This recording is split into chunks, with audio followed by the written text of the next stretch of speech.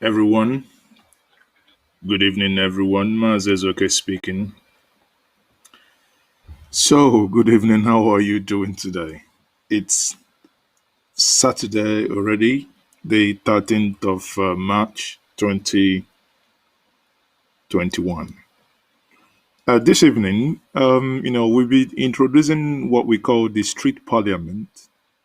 Street parliament is where every Nigerian, as long as you have smartphone, should be able to have a platform to speak up. You know why we're offering this?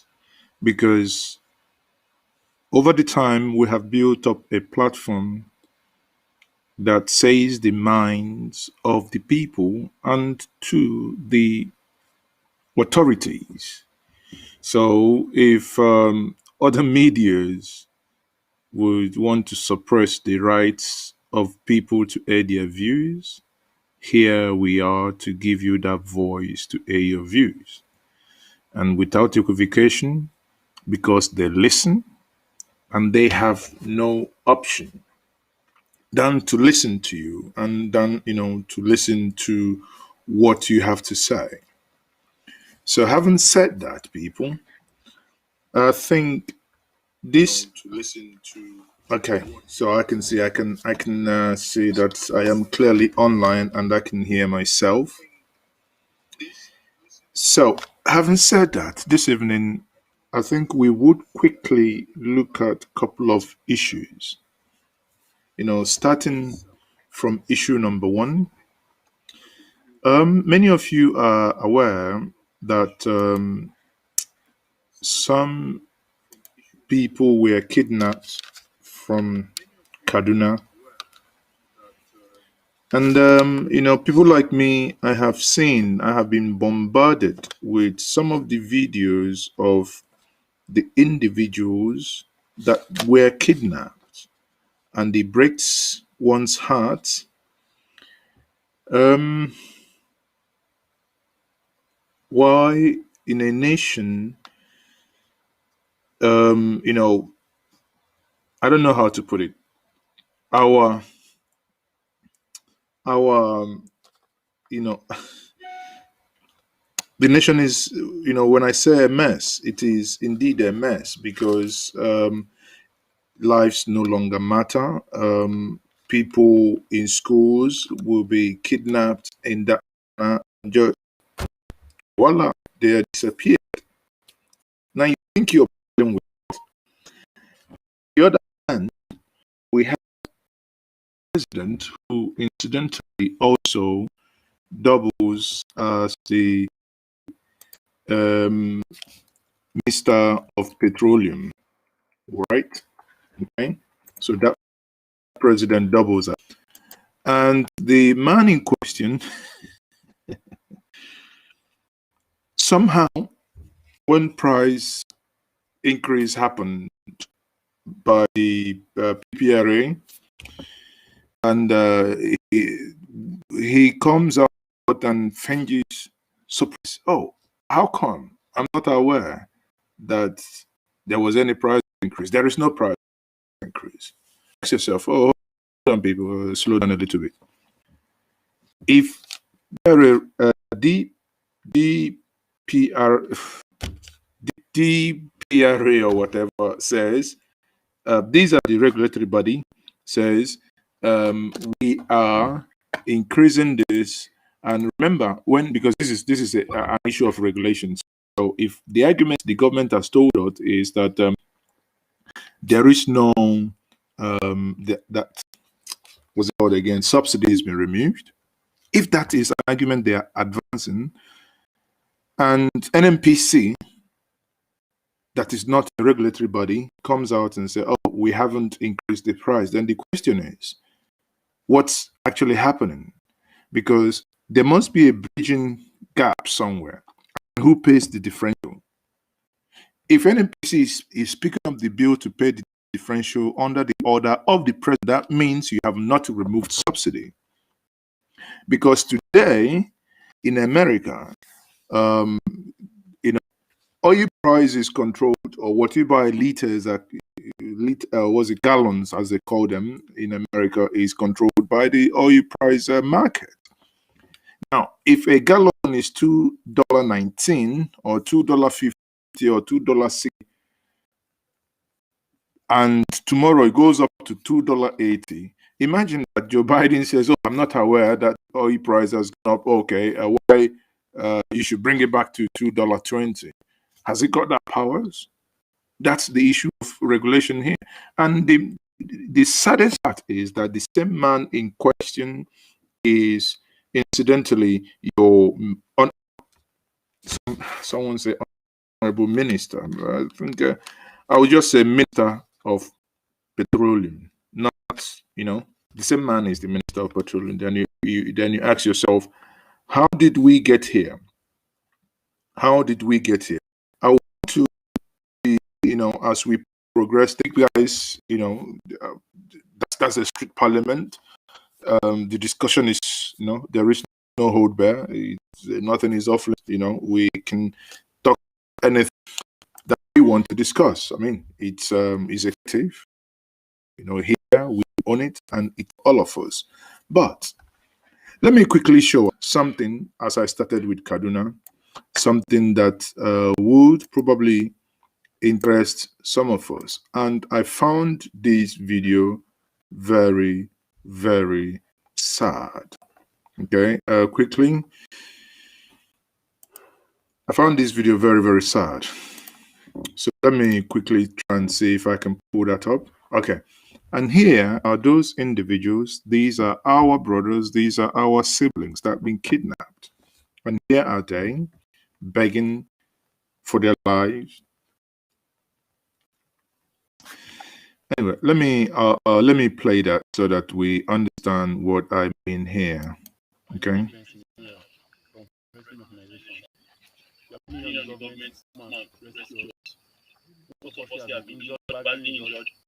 Time is going, most of us are having health issues and thinking about the government trying to send security operatives to come and rescue us from here, which is almost an half impossible because these people they are surrounded us, send anybody that comes from anywhere to come and rescue us or do anything by force, they're going to take our lives.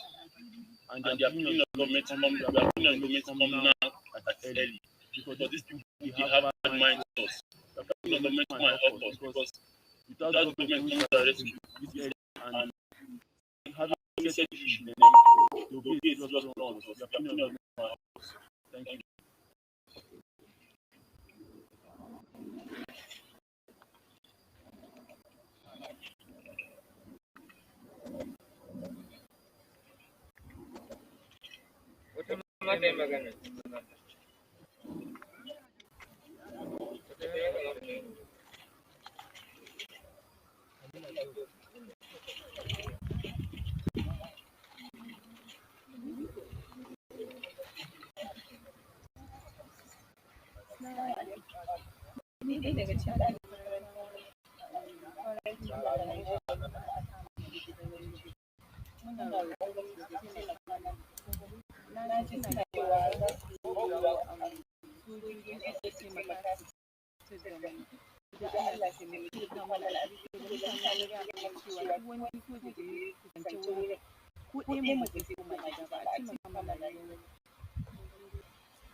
So, looking at this, the one thing that would really get you is these are all women. Let's say 80-90% of them, and were women taken from the hostel. You can see from that video they still have their wrappers. This is at night. Many of them are asleep or early in the morning about to go have a shower, and someone comes, takes you, and that's it. I do not want to for 1 second imagine what they would have gone through. On one hand, this happens from the security agents. Sorry, this happens from the so-called militants or so-called terrorists or bandits. Because these days the names are basically confusing. They could be called anything. But one thing that keeps reoccurring and really gets me is, on one hand, these are done by the bandits. But if many of you who follow me know, 2 weeks ago I interviewed board director, Inter Society for Rule of Law, Emeka Omabalasi, whom narrated how the people of Oyibo, or some people say Obibo, were kidnapped and taken to Mogadishu barrack in Abuja, and that they were abused. When we talk about abuse, I mean obviously sexually abused. Now I'm trying to juxtapose this thing without diminishing one or the other, but the juxtaposition here means, in one hand is where you have men and women who you pay to protect you, but they are doing this.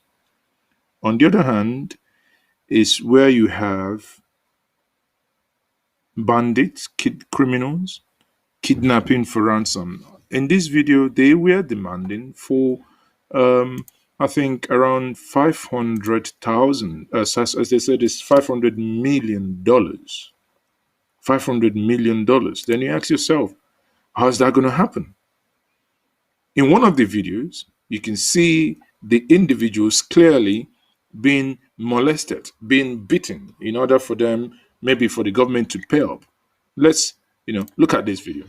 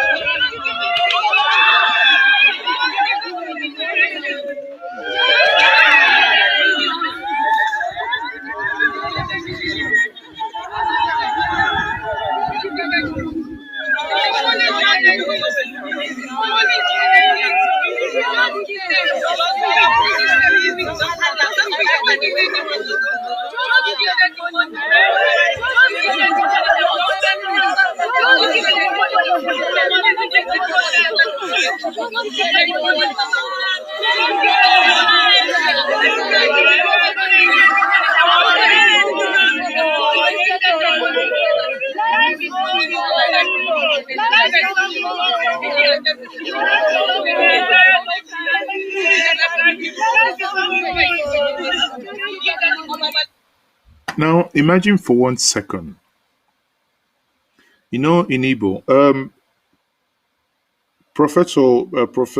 what's it called? Professor D, you said there is no audio in my broadcast, but if I go on my phone and I think, in Igbo, you see, I can hear myself, so I do not know how you're not seeing that. So you might have to check your device. And Chris Owa says, Mazi, they are attacking your page seriously. Yes, of course, I know. I don't know what's happening with YouTube. Some of us who use our platform to do certain discussions that does not sit well with the establishment, our pages, you can look at the videos, you publish videos, not many views, because they're I somehow agree with you that they are suppressing it for others not to. Normally, by now, I can see we should be above 500 or 1,000, but we are under 100. Why? Because there is this suppression happening, and it doesn't. But if I'm here, you see how the world is going mad. If this platform is talking about, a man can, do with a man, talking about, look at how the dress is very pinchamic, one useless thing. Whoa, you see it be popping up everywhere. Oh yeah, everyone is flocking. Maybe they are suppressing. I don't know. Maybe it is us suppressing our brains because we do not want to listen to truth. Some of us prefer to believe propagandas, and some of us prefers to be lied to, and maybe some of us prefers that I come online and shout and maybe insult every single one from A to Z and go home. No, maybe I don't know, but are there variations here? Yes, of course. You are very right. So the only thing I would say to you watching me now is to like this video, so that's probably the only thing that can beat their algorithm, because it's something that they already said. As long as you're liking the video, if someone else watches similar thing that you do like, they're going to show that person. So you come up. This is street parliament. You will come to a point, you have your say. And when you're having your say, when you're talking about these things that you want to talk about, also people must hear you.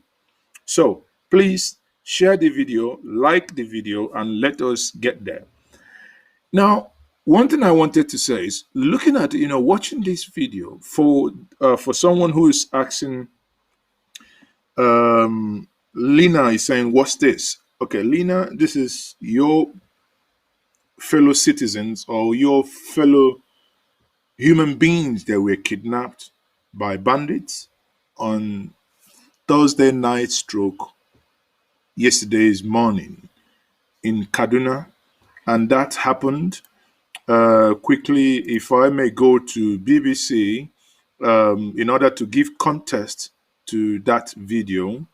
Let me finish playing that video so I can go to BBC and show you. But okay, this is the rest of the video. What they are asking for is to be alive. These people are just saying, please pay them that money. Now you ask yourself, do you think for one moment that these people will collect these millions that when converted it turns into billions of naira that they're asking and still want and go ahead and become bandits? I think there is political undertone to all these things. I think some of the politicians have somehow seen an avenue where they can go and obviously take money. That's the way I look at it. But look at these people. They're saying give them money. Give them money.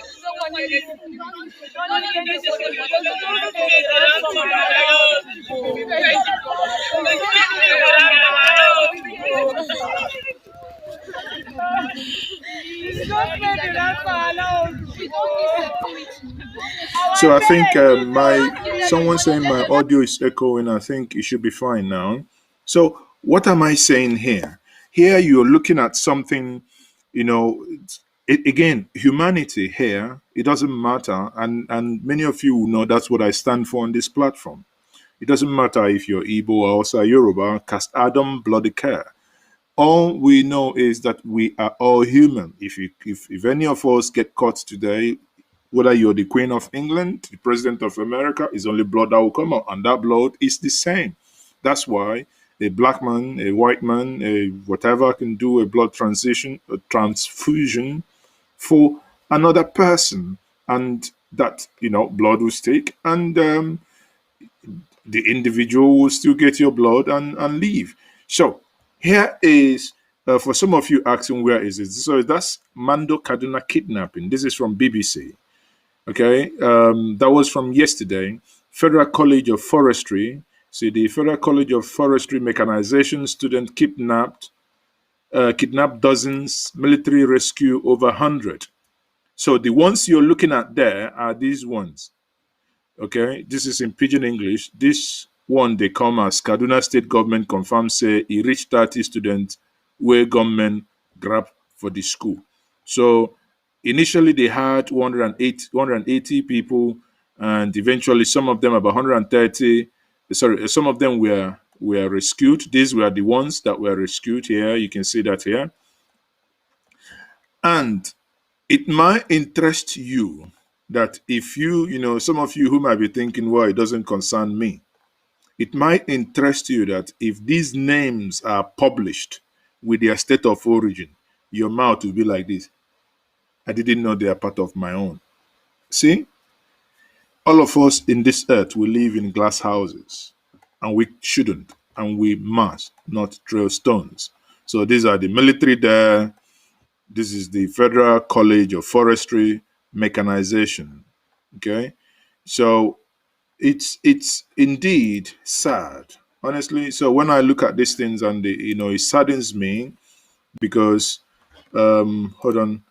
Oh, I think, sorry, quickly. Let me do that again. I thought I shared my screen, but apparently I didn't. Did I? Let me quickly check. Oh, I didn't. Sorry. Okay. So here is what I was talking about. Sorry about that. I would go back again. So this is what I'm saying here. Is this is, as you can see, this is BBC, and that is the School of Mando Kaduna Kidnapping Federal College of Forestry Mechanization. Now here are those that were rescued. You can see them here. These were those that were rescued. Obviously, they are now rescued, but many of them, as you can see in that video, are yet to be rescued. Many of them are yet to be rescued. Hmm? And what happened? Afterwards, after this kidnapping, the government shut down the school. So it appears these guys are having the upper hand. If government is shutting down that school, it means they have the upper hand, and it is indeed sad. Hmm? It is indeed sad. So again,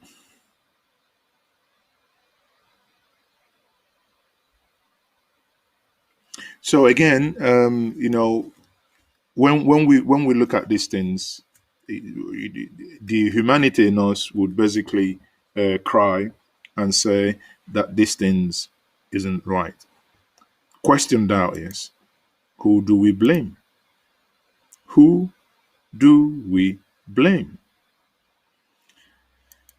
Maybe what we will do, if some of you want to come in and make their contribution, maybe I would quickly put that in the comment section so that if you click, it will bring you in. You can make your comment, but condition is you must have your camera on. You must have your camera on. Okay, you must have your camera on. So if you don't have your camera on, sadly, we can't have you in. So we'll quickly pin that up in the section. But before I even begin to take some of you, and I'll quickly do the following. While I'm doing that, I will at the same time ask us that if you ever, if you're admitted here, please be civil. I can't beg us that enough. YouTube is at the moment being really, really crazy on civility and things that kind of violates, or languages that violates the community guideline. I've told some of you that said your comments are being blocked. I say, and I repeat again, no one is blocking any comment or deleting comments. What happens is there are some words. If you use them, certainly your comment would not. If you, let's say for instance, if you use mad people, your comment will not appear. If you use the word like "fu," in full, sadly your comment. So stop attacking me. I have better things to do than to block your comment. I haven't. It's not me, please. Okay. So anyone who wants to, you can see a pinned message on that. You can click on it. It will bring you into the studio. Then you can now come in and join me. Or for many of you who may wish to um, call over the phone. You can also use the WhatsApp numbers. This is only WhatsApp only. This is only WhatsApp only. Then it takes me, this will now take me to the second part of what I said before, which is the part where I talked about the petrol price. Now, the federal government has come out to say, oh, we didn't increase petrol price. And others are saying, of course, in my area, there is, everything is increased. It's now selling 212. Question is, do you believe the federal government that they haven't increased petrol price? Now, in the street parliament, here we come and we say the truth. So if the government is sitting in Abuja thinking that the people don't have a voice, here we're giving you a voice to speak out. So what you can do, you can come in, you can call in and tell us which area, if you are in Nigeria, especially, this is for people in Nigeria who are still awake at the moment. I know many people do not have light, but if you're still awake and you're in Nigeria, if you bought petrol today, we would like here to have you speak to us your experience today. If petrol is being sold for 100 and something, of course, tell us. If it's sold for 202 or even 220 or 230, 250, I don't know, but you tell us.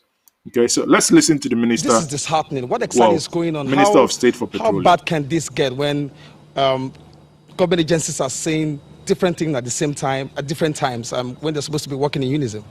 No, of course, they are working in unison. It just there was just a mix-up. This kind of things happen from time to time. The PPPRA was actually reacting to something different that had to do with the World Bank.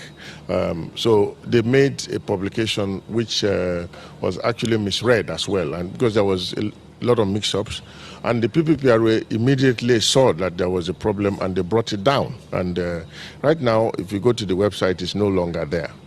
So it's not a matter, it's not an issue of government agencies working at cross purposes, but it's because there were just a little bit of a misunderstanding of directives. I see that you tried to also stop by and look at what is going on, and you expressed dissatisfaction with what marketers are doing. What is the true position and what is the strong statement?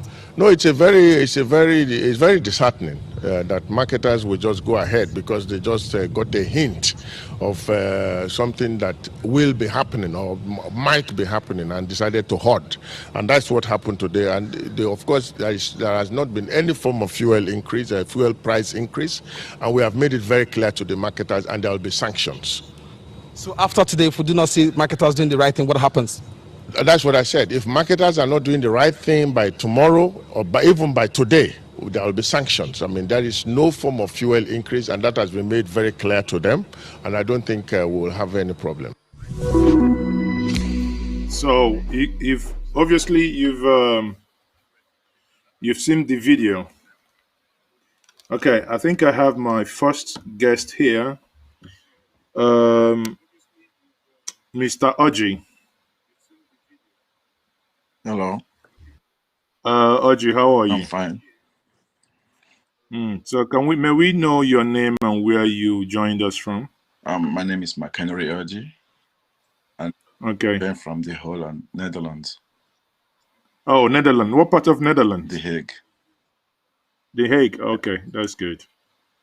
So, what's your contribution, Mr. Oji? Actually, what I saw from of course, I listened to the news, and I found out that it's a kind of a thing that happens now and then, but from the look of things, for kids to come to school and take a lot of students away. And I think the government are not really doing something tangible to stop this menace. And if you look at it, and some people were rescued and some people wasn't rescued.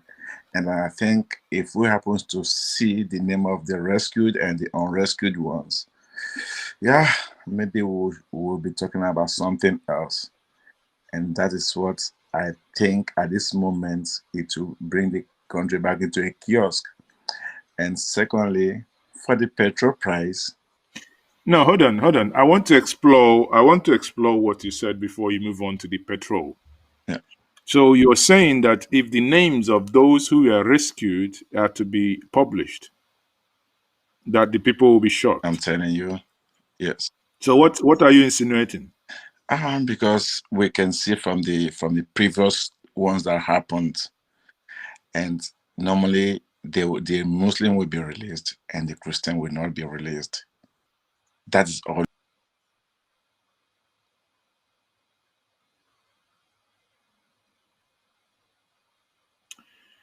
one of those McHenry, things, right? yeah, I think you are frozen for a moment. I think your internet it's a little bit, but you are frozen for a moment anyway. Okay. When you said that Muslims, it might be that once that is published, that Muslims might be those released. That's the last thing we heard. Okay, McHenry, sadly, your internet appears as if you are somewhere in Nigeria. Maybe. Can you can you speak up a little bit because Okay. I'm wondering why your internet is a little bit wobbly. No. That's not the Holland I know. That's not the Holland I know and I once lived in. So come Okay. come Is on. it clearer Don't now? shame. Don't shame. Yeah, because I'm sitting in my bedroom, I can go to my living room and so. No, it's fine. But your internet should work everywhere, even if you're in the other room. But I'm having 4G. I don't know why. Anyway, go ahead now. I think I can hear you. Go Okay, ahead. I said during time of the Leah, she wasn't. Leah Shaibu. Yeah, she wasn't released, and the other one was released.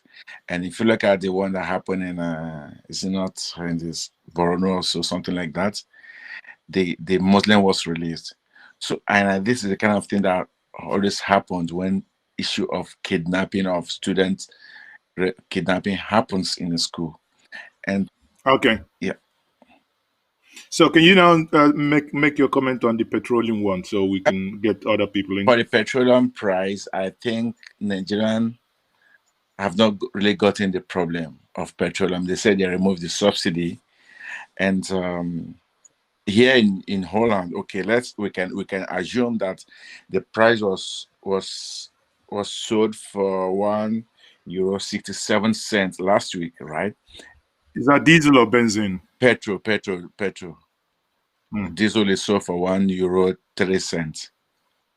So, and this week, because the price went up and the price went to €1 60 cents, 70 cents. But if you look at the trend at the price of, because I'm into oil and price and stock sort of thing, I do trading online, so of prices of petrol. So when you look at it, when prices comes down, automatically nobody tells the pumping station to bring the price down. They knows it works automatically. They know exactly. So that's what I was hoping that DPRA should be, because if they're regulating that, it should be that if oil price go up, I mean, because that's what people are saying. If you remove the the subsidy entirely, and it should be that if oil price goes up, we should all expect that we pay higher. But if it goes down, automatically it should go higher. But Nigeria, because of regulation, somebody will tell you, "Oh, I bought this pump at because they do make margins." Somebody can tell you, "Well, I paid 150, so now the price is crashed. Is it my problem? Why should I say 130?" That's Nigeria. Nothing, anything that makes sense, any logic that works elsewhere, it comes here, it becomes unworkable. Yeah, because I think because we tend to learn from the Western country. Like me, if I want to buy petrol, either I don't buy from Shell because I know Shell is expensive, and then I don't buy from BP because BP is expensive. So I would rather go to Han, or I will go to another, like and AXA. So in AXA, uh, uh, other retailers. I think someone Sundendo has joined us. Please, can you sit upright? If you're going to join this conversation, you can see how I'm sitting. I wouldn't admit you if you're lying down. So please, if you're lying down, pay us some respect and sit uprightly. Then we can admit you to the conversation. It's so what you're saying, but in Nigeria as well, we have that. We have the NNPC petrol stations that are obviously much cheaper and they do sell the government price. Then we have the private petrol station as well that they dish out at every cost that they wish. If you're even there are ones there are ones that I run into. Um, I once visited a city. I think I don't know. If that, I think I was in Owerri a couple of weeks ago, and I wanted to buy petrol from a certain petrol station. The person that was with me said, "No, no, no, no, no, no, Mazi, don't enter there." I said, "What?" He said, their pump, their pump machine is, has some issues. That if you buy 50 liters there, you're probably walking away with 30 liters." I'm like, sure. And people know about that, and no one does anything. It's entirely madness, isn't it? yeah, Anyway, Mike Henry, thank you very much for joining me this evening. And my regards to everyone in Holland. thank you. I hope you guys are beginning to see the sun. Yeah, yeah, of course. Yeah, yeah, yeah. Hmm. Mm, Okay. thank You're welcome, brother. Thank you very much and have a wonderful day. So you can see the conversation there. I just had Mike Henry from Holland who told us how much petrol is being sold. And he has an interesting theory. But I can see that Henry Barr is saying that Mark Henry is speculating. Ideally, I would want to hear from Henry Barr to know how Mark Henry is speculating in his in what he said. I mean, it's I think this is opinion. That's why this is a strict parliament where everyone in a civil manner, because I believe in it's something that is almost now in the last 2 3 years appears to be too rampant. People no longer um, converse with civility. If you're not shouting, insulting, or doing one form of thing or the other, you're not communicating. But we must come back to where civility rules. Therefore, you are free to come here, show your face, make your point, and let the world know what you're thinking. You might have great ideas, great solutions, but the world need to know what you're talking about, and this is free. So you come on, you make your point known.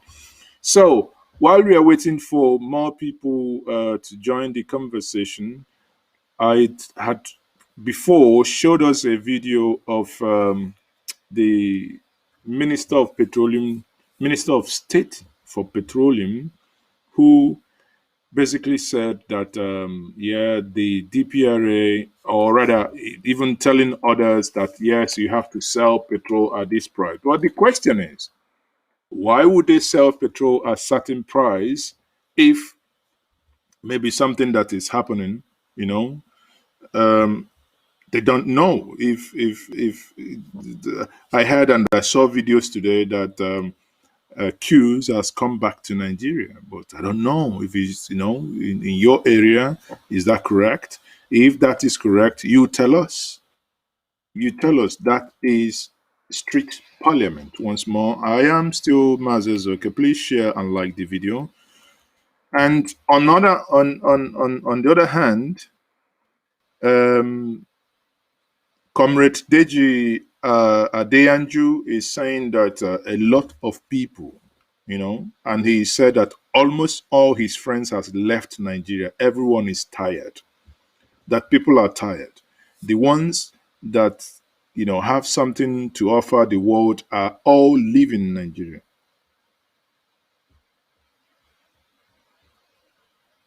Okay, Ken Riba is making clarification. He says, I just think he was when he said they chose who to release. The bandits are after anything or anyone as long as they get paid. Fair point. Fair point. As we are talking now, there is a tweet from Shehu Gaba. It says President Muhammadu Buhari on Saturday issued a STEM warning to would-be terrorists and bandits targeting schools, saying the country will not allow the Please permit me to laugh a little bit, please. Um, permit me to laugh a little bit. You know why I'm laughing is, sorry, it's funny. Why I'm laughing is when is it Jangede or Jegede? The last one, the last kidnapping happened. He said this is going to be the last kidnapping that will happen. Voila! A couple of days later, it happened in Nasarawa. Yesterday, it happened in Kaduna. That same yesterday, again, it happened in Kaduna. But for some reason, many of you would disagree with this statement. For some reason, I think the Kaduna incident will be different because, yes, El-Rufai at some point talked about El-Rufai at one point talked about people not being El-Rufai at one point talked about people not being able to, saying that he was not going to pay ransom. But remember, at the beginning of his tenure, he was seen on Channels TV defending the reason and that he paid bandits in order to safeguard his people. But it appears that he has moved away. It appears he has moved away from that thinking by the virtue of the fact the way he now argues, saying no, these bandits must not be paid. Now, in all this, I want to move into something that I think would interest all of us. How come somebody gets into political office, that person becomes an overnight millionaire? How come? Why does it happen? Does it bother any of you that these things now happen in this way? That people, they find themselves in political office, they become billionaires. I have this, I think is a Kenyan MP who once made the following statement. Listen, and I think his line of thought is really deep. And I think it's for deep thinkers as well. Listen to him. Another suggestion which is topical and has caused some controversy is I actually think we need lifestyle audits. I was Solicitor General. I worked as Attorney General. Why should I be afraid of being checked if I didn't steal? I should be asked what I have, how I got it, and when I tell you that it's from allowances, I should prove that. If I tell you I have businesses, let me show the businesses, but I should also show what tax I paid. We must all account for the wealth we have. Otherwise, don't go into public service. Did we hear what he said? We must all account for what we own. Otherwise, don't go into public services. Now, question that I have want heard to some have for us rebuttals is, about why this does Nigerian case, issue and saying why is our everyone own case should then different? do it? Why do we love our We president? can't target people. Does everyone handle public money? Those of us who choose to enter these public offices should be open to accountability. When you are in public office, you are not a private person. There is no privacy. If you drive a Range Rover, we want to know where you got the money. Simple. Because you are in public office. If you wear a Rolex, we want to know where you got the money. Otherwise, you don't qualify to serve, and you shouldn't serve in those offices. Yet And we that have would people be like true no Ibori. matter which party came into power.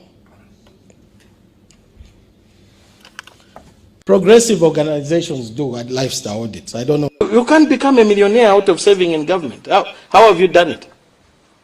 How have you done it without abusing your position? If people want to be business people, go and do business. If you want to serve the people, serve the people. It's funny because just a week ago, I had a minister responsible for Lusaka, Honorable Bowman Nsambo. I asked him a very good question. I asked him where he's gotten all his monies from. I asked him if he's involved in some form of baiting.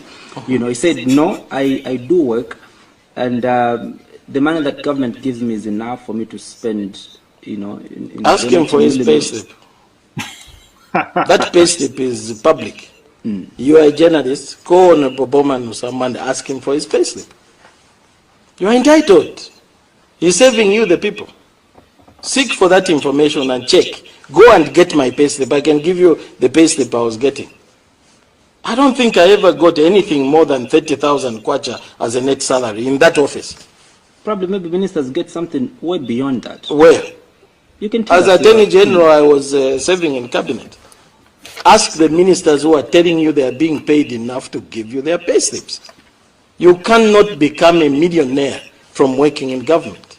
Let's be serious. We are serving people who are exchanging. Some are eating today at lunchtime, others are eating tomorrow. People are dying in this country. You cannot start pillaging national resources and then you even fool the people in the manner that you are being told. There is no government salary that can make you a millionaire. There is no, you will live, yes. Okay, you can get a loan here and there. But certainly you can't become a super millionaire. That is for business people. That is why the normal government service, when I was in government, I didn't buy a brand new car. I didn't even buy a brand new car for my wife. The records are there, they can come and check. I didn't. I drove my GRZ car all 3 years. But I had been buying brand new cars before. From where I came from, out of my private business, before I ever served in government, I was buying brand new cars. Now, can we name names here? Can we ever mention someone apart from when we had men of honor, men like Emma Okpara, De Sambakwe, can we mention names of Nigerians that ever served you and served you faithfully without stealing from you? Today we have a local government chairman. From the showroom. The 3 years I worked. A local government chairman becomes a local government chairman within 6 months. These days they don't contest election. The governor appoints them. Within 6 months, he start building mansions in their villages, interlocking everywhere, paving everywhere. What people, you and I, will be saying, oh, Obutegi Keno Abanyego, Ojebego. Are you and I not the problem? There was a man from my community that served a local government chairman, served as a local government chairman. I knew him. He used to drive a Peugeot 544 blue station, what they call wagon, or English call them estates. But I think it's called wagon, the long ones. And you sit around and he will drive past. People will say, look at this man. Since he went to the local government, he's not bringing anything any other person is bringing. Then you keep wondering, why are we like this? Because he was not stealing, because the man in question, many of you from my community will know who I'm talking about. The man in question served faithfully until he died. He didn't build a new house. He lived in the house he built. before he became a local government chairman. But here you are. You have only common councillor. Common councillor. He will probably knock down everything, close a whole street, start quarreling with people, taking widows' land, and suddenly those men that my fellow red cap chiefs, some of us, will begin to speak tongue in cheek.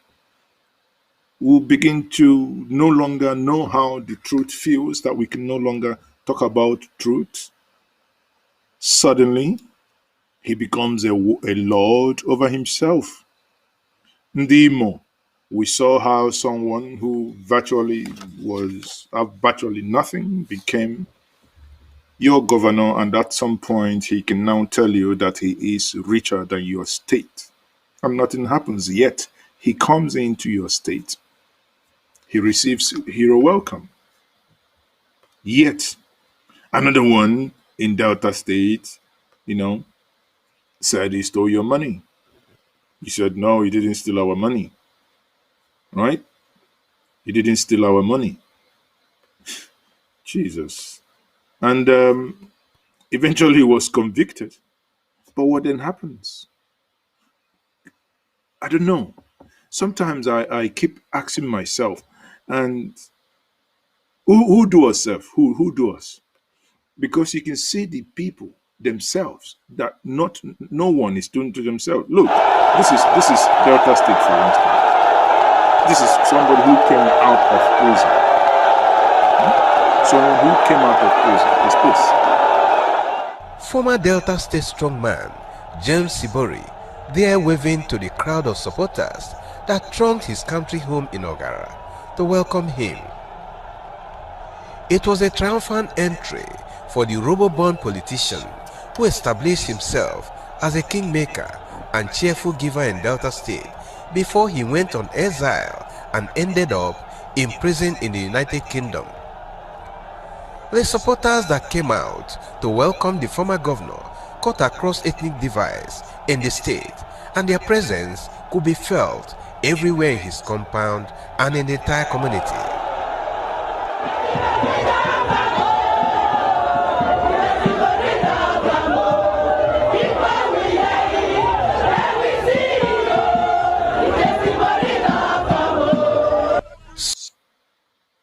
Now, sometimes shame will leave other people. As we say in Nigerian pidgin parlance, they say shame could leave somebody. They catch me, sir. Some of them that Look at spoke what with some us people will say, and described these are his adults. freedom as a special gift for the people of Ogara community in particular, and Delta State as a whole, because of how he is perceived. The God that gave Jesus also gave James Onanefe Ibori. All right. Now, wow.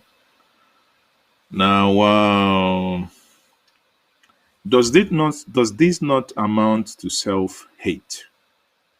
Does this not amount to self-hate? Are you going to blame the federal government on this? Because this, just like just like Delta State, is the same with Abia State. Do we need to wait? Do we need to, the things we could frown at? I mean, here am I. I don't need government to say this is wrong, so I don't bloody care. Someone say, yeah, that's why they don't run advert on your platforms, on your website, as if I don't need their money. I would rather dine, people who are hardworking, they let them, advertise on the media platforms as opposed to someone going stealing money. Because do you know how many people that would have died because of those money that were stolen? At some point, there is limit for us to blame others, that we must take responsibilities as individuals.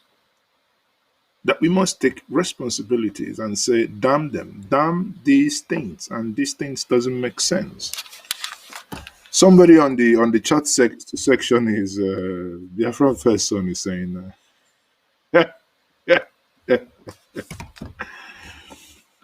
Oh dear. Someone is saying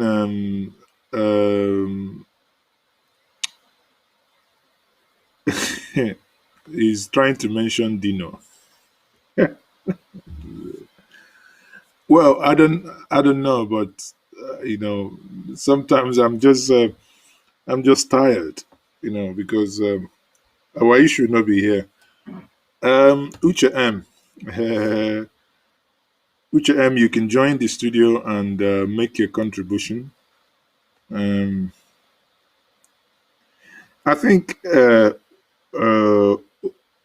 OCJ Equam. Let me let me actually bring in the chat section. Actually, let's collectively read the chat section so that we understand something here. Um,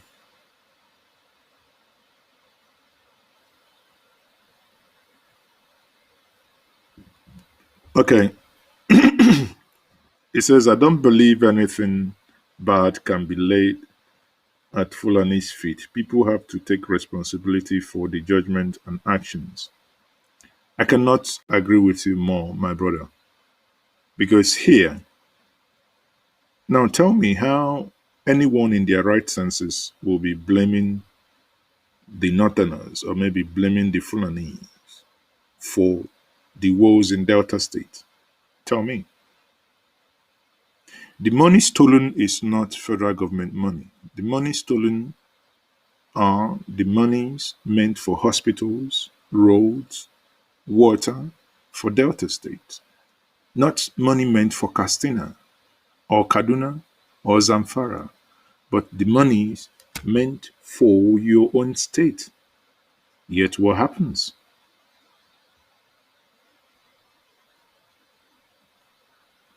What happens?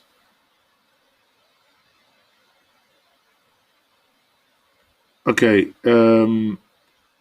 Kenny Ball again says, Mazi, the money recovered from Ibori should be given back to the people of Delta State. FG will not be different from Ibori if the allocation.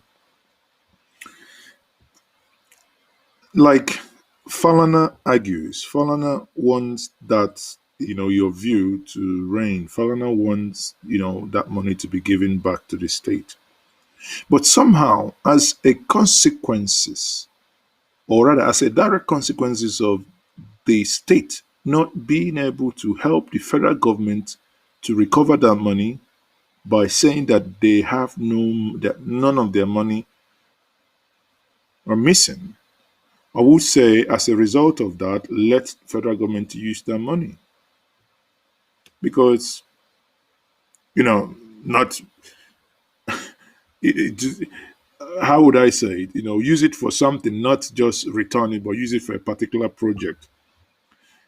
If I were I, were I to be Mr. President, I'll go and use the money to construct another bridge, maybe Asaba to Owerri. No, maybe Delta to Owerri. You know what I will call that bridge? Ibori Recovered Loot Bridge. So it become a legacy as well. Maybe you will begin to name and shame for people too. Because if something is linked to it, if it will now be which bridge is I'm going through Ibori Stolen Mono Bridge, or I'm going through um you can imagine in Isukwata now where you have that big erosion site. If you can imagine where if assuming Ojus Okalu loses his Supreme Court appeal or be court appeal, whatever, and that's they built a bridge there. Maybe the money in question that is being accused is 7.6 billion, 7.6 billion, that is billy billy. Eh? And maybe half a billion will be used to construct a bridge. My proposition on the street parliament this evening will be if that money is used, even if it's 1 billion, we should call the bridge Ojus Okalu, or maybe you say OUK Stolen money breathe so that generations unborn will know there is, because these are things you and I should fight for, but it appears many of us are much comfortable just to blame. It's always easier to say, Fulani, Fulani, Fulani, Hausa, Fulani. But we kind of negate and forget the things that happen within our own backyard. Someone is saying here, Delta State has no right over that money because they refuse to take part in recovery. Of course, the Delta State wrote that our money was not missing. I mean, I don't know how hard it is for people to comprehend that. The other day when I talked about it, I gave you an analogy. I have a Kekemawa 2001. I parked it in front of my house. And overnight, I wake up. I don't see it. Police comes in, say, Maz is okay. Are you missing? Did you lose any of your Kekemawa? I said, no. My Keke is here. So what's your problem? I have it in my garage. And police goes out. 2 months later, police come and say, we have information that you lost your Keke. Say, you people must be mad. I didn't lose any Keke. At some point, eventually, after many years, and they found this Keke, now taking the Keke to auction it as stolen and recovered goods. Then I will come and say, oh yes, please, is my Keke. But when they requested that you to furnish them the documentation that will prove that this is your Keke, okay, how this money left, and you didn't do that. I mean, I think there are some times that we can apply some things that can actually help us here. So let me bring on this note, Mazuche M. Uche Eze. I can see he's trying to turn his camera upside down. Small time now, you'll be doing willy willy. Uche, Yeah, welcome to the conversation. yeah. Good evening, my brother. Yeah, good evening. So, what's your take? Really interesting topic. Somehow, okay. In the recent, the recovered loot supposed to go to data people, but they have been saying, okay, from the video that we showed, that they were welcoming him, and before then they were saying, before the judgment in UK, they were saying that that none of their money was missing. So by logic, the federal government should use that money to do something else. But what is good is good, what is bad is bad, and what is good for goose is good for gender. So that's where I am. So in the real sense, it's supposed to go back to them, but they make it open that none of their money are missing. So let's see what happens. Well, if like you said, if Delta said the no money is missing, I think I'm a strong advocate that that money should not. If I want to get angry, the video alone, where the Delta people were shouting and comparing him to Jesus, makes you sick to a point that honestly, you no, seriously, it makes you real sick. For people, I can play the video again. Look. And over the period, God decided to send him to his school. He's been in the college, God's college. And his freedom, he has freed. He has graduated. So it's here. So I'm overwhelmed. A good product sells itself. Look at the overwhelming crowd. Look at the overwhelming crowd. Chief James Odadefe Ibori is a wonderful man, a great man that has touched so many lives. This is practically. So the money shouldn't go to them. But I hear they are saying that the money should go to fixing. Quickly, I have a pharmacy Moses and one here, and I believe he's joining us from Malta. So, Pharmacy, good evening. Good evening, sir. You are joining us here. This is Njenje Media TV. You're live. Can you hear us?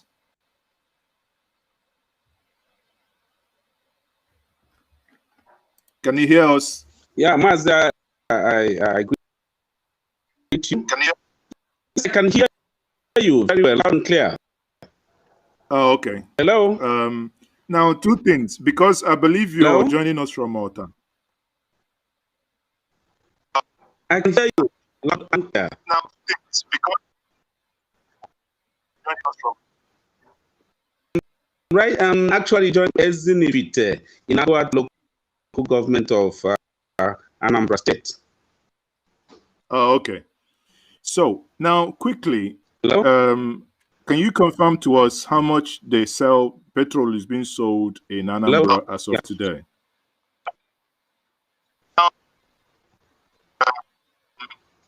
Can you confirm this?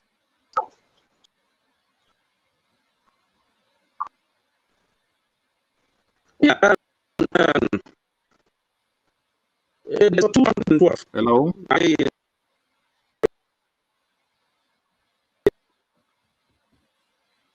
This is see, okay, 212. And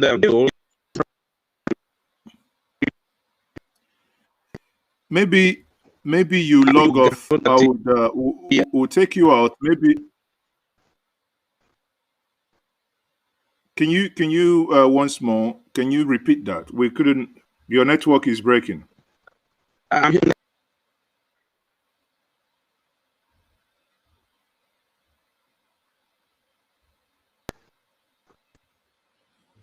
Okay, I would. Can you try and log off and log back in, please? Because I cannot. We can't hear you properly. If you can hear me, can you please try and log out, log back in? And while you're doing that, I take some comments. Okay.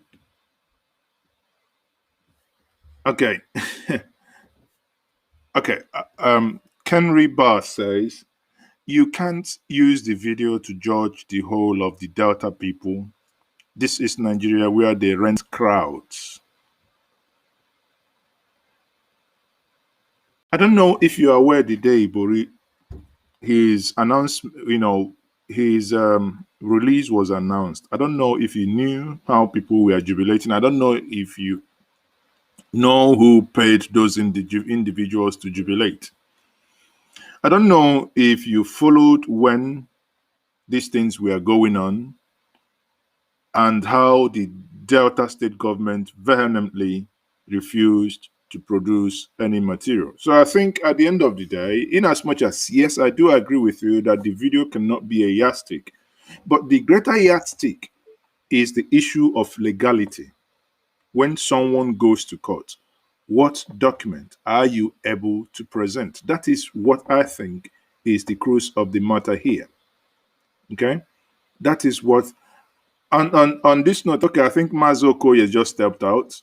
I would bring back Uche M here, and hopefully when Mazo Koye joins us, we'll bring him in. So Uche M, you obviously have heard people argue.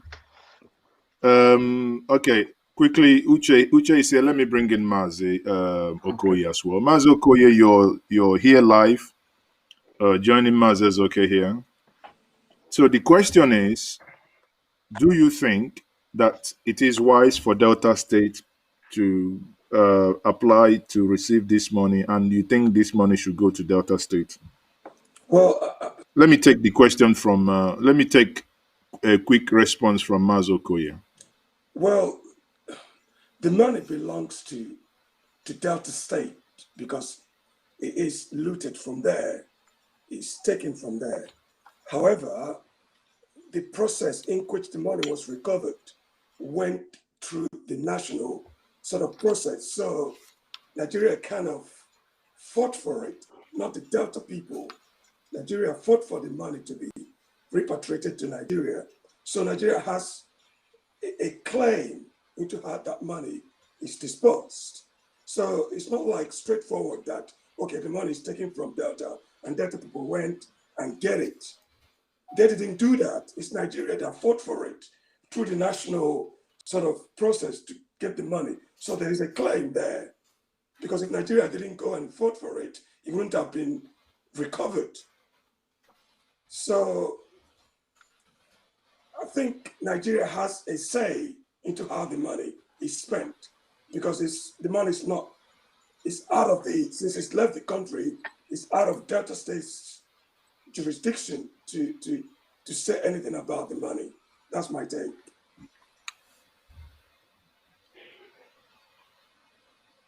So in that case now, if I go by your argument, it is wise for federal government to use that money to do projects that will cover even Delta, because that's what the federal government is doing.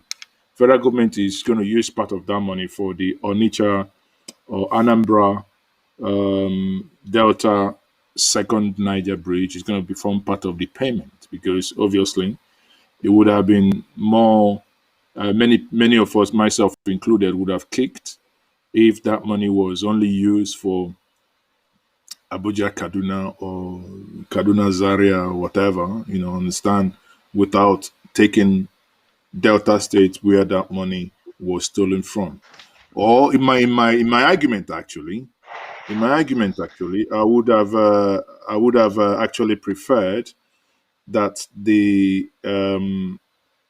in my argument, I would have preferred that federal government uses that money for a federal project in Delta alone, in Delta. But there is another school of thought to that. Someone could argue, what is the punishment for such not to happen again? For people of Delta to get angry, or for people of a certain state, or for people of states, or people in states to get angry and ensure that they do not lose their money.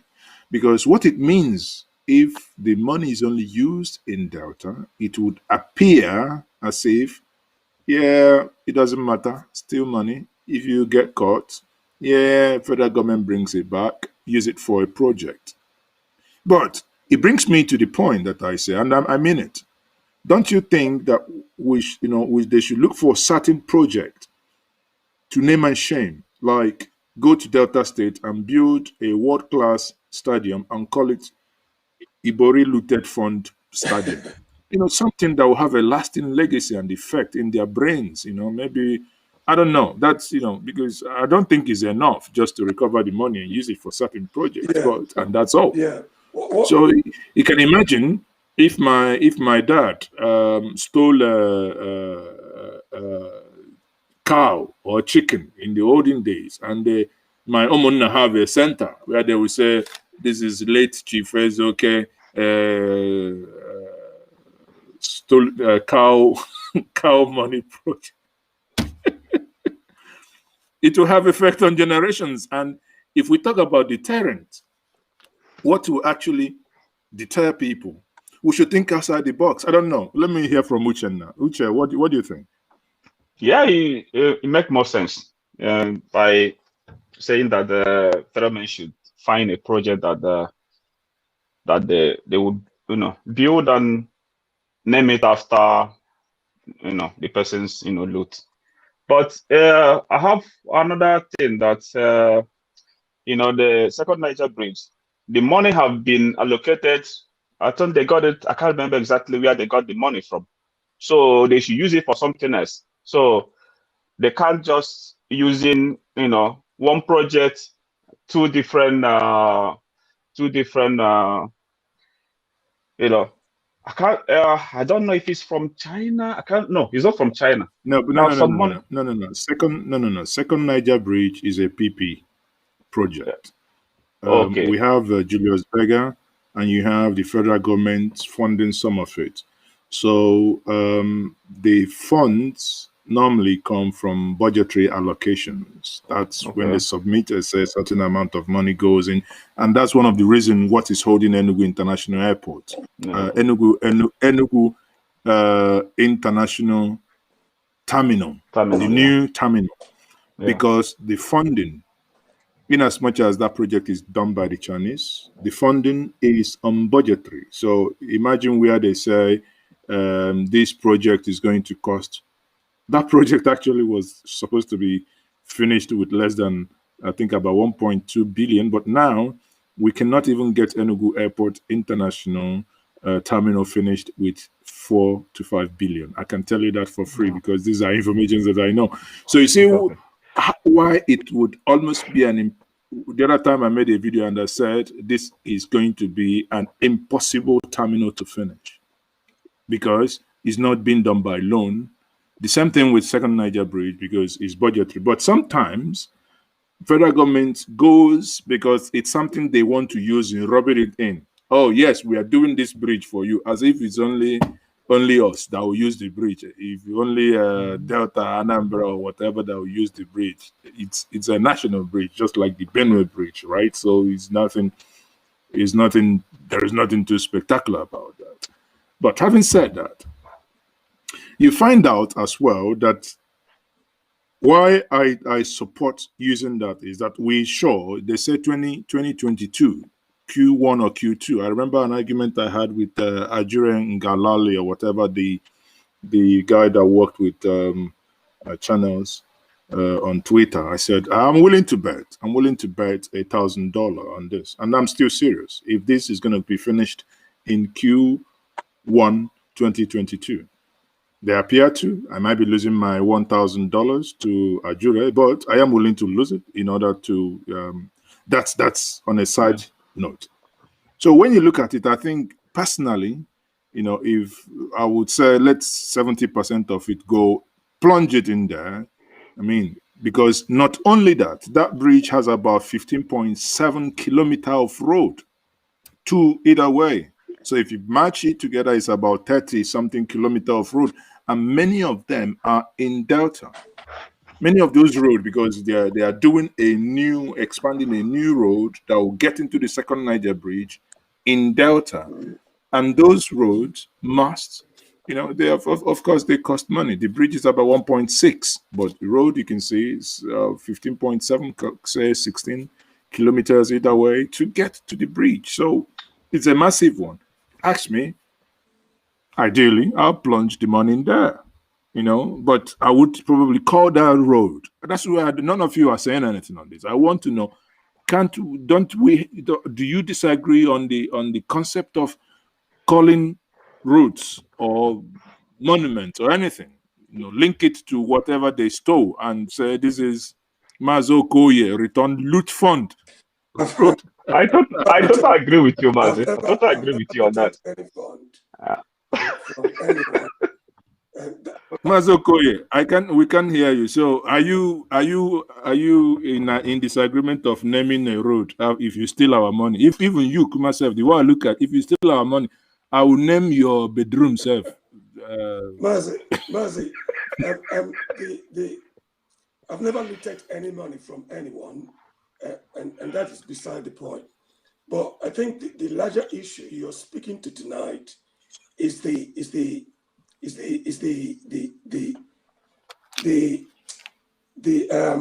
problem we have in terms of holding ourselves responsible in regards to what happened to us. Because don't forget, 99% of our problem is within us. Because any political reorganization must be preceded by a certain change of manners and customs. And at the time being, there is no, okay, we have all these projects. We talk about the project as if it's a big thing. The Second Niger Bridge has been going on for I don't know how long. This is a project that if it's somewhere else, we finished under a year or 8 months. It's just one bridge. I mean that they can finish under a year. Then we're still talking about it till today. So problems are actually within ourselves. If we can solve the problem of our own selves, then the problem of the outside problem will become much easier to solve. I'll give you an example. I have a serious falling out with my own mother earlier in the week, with my own mom. And the issue being that my younger brother lied to me about something. And my mother, because he's unwell, my mother tend to defend the lie, try to cover it up, and then start in a way to hold my sister accountable for telling me the truth, instead of going to my brother straight to go and discipline him for telling lies. But he's trying to cover it up to protect him because he's sick. He's sick so that he can get away with lies. This is a larger problem that we're having in our country, that, okay, we neglect little things without knowing that those little things like lies, goes a long way to destabilize, to see a larger destabilization in the country. But I think your points are well taken. I mean, it's just like driving the points you made home. People can see when these things is always easy. People come online to say, oh yeah, federal government, oh yeah, Fulani everywhere. for me, But I we'll think forget, we'll keep forgetting where the problem is. The problem is within the families. It is within the The families. problem is within the communities. Yes, The problem is within the local government. The problem is within the state. yes. Now, in Imo State, for instance, we have is it the minority? No, the majority leader, Uche Obuagu. The one that I think he does comedy. Not many of you are aware he was removed last week or a week before. Why? I heard because he met with the former governor, the one that was removed, Emeki Ihedioha. Yet this is a man who has moved from PDP to APC. Not that the platform matters, but what am I saying here is that those that we do not hold responsible are doing a lot of damages. Now, many people will come online and shout, "Oh, the governors are not doing anti-open grazing," and I have come and I have told us many times. Why are we not interested? Governors don't make laws. Why are we allowing those who we should hold responsible go scot-free? Yes. Those who should hold responsible are the assemblymen and women in the state. We don't even hear. Have they done any law that they can now tell us, oh, this law has been sitting with the governor for the past 5 months, and the governor is not able to assent to this law? Do you understand? So it appears we kind of leave our problems, and in Igbo we say, a man whose house is on fire is looking for the rat. Anyway, I think I brought in for me, McHenry Oji. McHenry, your input here. yeah, for me, I think one of the things that causes the stealing, especially I would call it stealing, in Nigerian government, is because there is no accountability. I live in Holland for 25 good years, and I can tell you categorically that in the whole of Den Haag, there's nobody that have a company in Den Haag except me. You can ask the embassy. But what I want to say is that I know how many times they've called me to want to siphon money through me. I'm saying it open form so that you can hear. Now, if the people can steal, and we, the citizen that they're supposed to be serving, are not there to be jubilating and clapping for them that are able to go, or they have a lot of money. That is the reason why they could come and steal more. I was in Nigeria in December, right?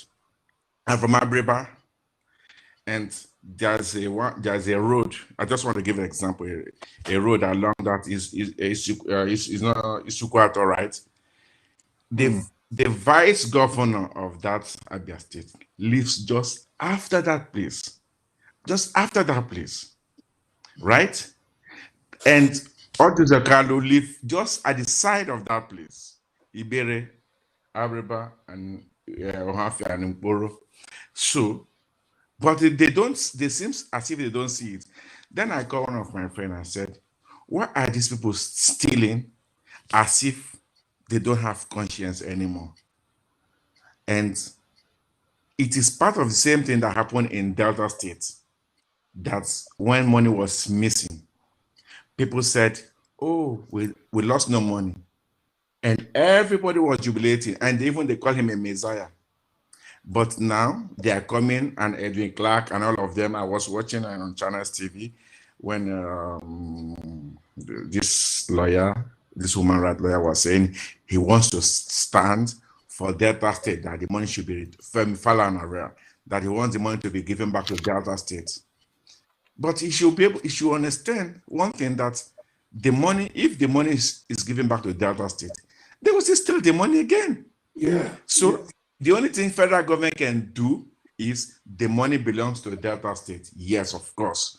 But they should use the money to work on Delta State, on the road, on everything, and they can supervise it, and they make sure that the money, hospitals, they build hospitals, they build schools, they build all sorts of things for Delta State, so that the people can enjoy the money and not to be given to the governor. Because the governor will use part of that money and give to the party. They will still use the same money again to run politics. And that is one of the things. And because until we, as a citizen of Nigeria, holds the government that we elect, because we don't even have conscience, that's why after voting someone into power, we let him go like that, right? And that is one of the things that is happening. Now, my interject here. Someone raised a point. Says, you guys are blaming the people. The people are poor, not well educated. What's your take on that? That is not an excuse. For me, I think is people are not, look, people are not poor. People celebrate the people who gives them money. You cannot tell me that A and B and C are poor. It is, if you don't ask for your rights, then your right don't comes to you. And okay, so Uche, what do you say about that? Yeah, I think because in this argument, what my brother Oji was saying, it makes sense. But you need to look it in the other way perspective, which is the people that was probably given 1,000 or 500 or 2,000 to come and shout, if they have conscience, they shouldn't have collected those small, say, peanut change to come and held the so-called. Whoa. Okay, it seems like money is everything in Nigeria because people are poor. And the ones who are educated, they should have come out and say that this guy stole the money. The same thing, the same thing that happened with Delta State happened with Abia State. And Imo State, okay. We don't know when that was going to be come out. So I think thanks very much, Uche. I think Okoye want to say something. Okoye, can you say something very quickly? What Teresa said is a lame excuse. What is education? Sometimes we forget that education is actually common sense. There is something called common sense. Take, for example, I saw a video where people went and steal and keep taking out the rail and metals, things that they used to construct the railway. People go and steal it. People go and start to steal the metal. What are they going to use it for? To go and sell it, and they put it up. The common sense says that that project, that metal, belongs to all the people. Why go and steal it? To go and sell it in order to be able to, buy beer and drink and get drunk. And people go and steal transformers, meant for the community. What is education got to do with? Okay, look after your environment. For example, don't throw away waste, like recklessly. What's education got to do with that? What's education got to do with? What's the It's escape from for God's me. I glory? think What's the I education think God's Now, glory? now, now. Okay. Now, on this note, if we go back to what Teresa said, that people are poor, and I want to remind that people are not educated, and I take exception to that. In the time of our ancestors, when your dad, my dad, when they lived, they many of them only had Ryla or Lila, whatever the the Dutch bicycle. Many of them had only That's bicycles. Rela, yeah, riding. Rally, right? Yeah, yeah. So, and many of them didn't have anything at all. They were poor, They, but at least they knew they know. what and that's sometimes just like one of the things the current people in government use to work against previous government is when Jonathan made a philosophical statement of saying stealing is not corruption. Everybody capitalized on that, but not many people asked themselves question, because that is the cruise of this discussion this evening. If you go to your village meeting and say that the chairman of this Umunna, this chairman of this clan is corrupt, everybody will be looking at you. What is he talking about? They will be walking around, right? Because he said it's corruption. They will be thinking maybe if he has given contract, he didn't do it well. That's what they will be thinking. But the scenario changes when you say, this man here that is our chairman, he is a thief. Yes. Everybody Yes. will now. They will move away from Moving. him. Yes. Mhm. Exactly. So now come to juxtapose that to issue of Delta and the question asked. Our forefathers weren't thieves. They were not educated in the context of Western education, but they were smart people. They knew when someone stole. Yes. They also knew how to sometimes protect themselves, when certain things shouldn't go to the public. Like when they say in Igbo, "Nna, were anyị okenye ji enyi ife dị n'ala wee nyụọ ya." Use the elder's eye and look into this matter. It doesn't mean that the person will not be, that you'll be pronounced that you're not guilty, but it's only saying that if it's told you, invariably, look at this thing dispassionately. Do not convict me in the presence of these children, but where they were the children, and you come back and tell me, "Nna, ị bụkwa na onye oshi." Yes. As a warning.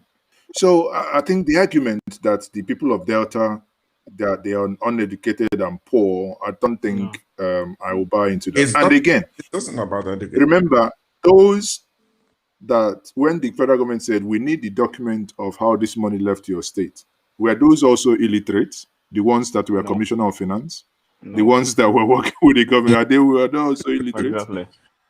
I think I think we are somehow, trying to. I think we are somehow trying to wobble this issue. Honestly, No, we got to be able to call a spade Mazi, because Exactly. if we don't do that, then we find ourselves in this situation in the next 100 years that we keep on going around the but someone is countering your argument. I think Teresa here. Oh, again, the same person comes and say, "Yes, Maz, the mindset of our ancestors are different from ours. The Nigeria of today is not the Nigeria of our ancestors." And again, sorry, Teresa, Ah, I would disagree. come on. I would What disagree because the Nigeria, Mazi? my ancestors, my dad, they knew common principles, common and basic is a natural law. yeah, Do not take something that belongs to another. It's common. So telling me that they lived, yes, they lived in a time we didn't have Range Rovers and all the rest. We didn't build useless houses, but did they still one another's yam bam in order to build their own houses? Men were men of honor. We had men of honor. Listen, there is a video, and to drive this conversation forward, there's a video that I am so fond of. And I keep telling people, I don't know how many of those in governance today that when they die, that something like this will be said of them. For the benefit of everyone watching us here, I will play this same video that is um, from M.I. Okpara. And for me, that is a clear definition of how a leader should be and what a leader should be. In this case, let's invite people to testify what they think about the man called M.I. Power. Kenga. Kenga. Oh, Kenga.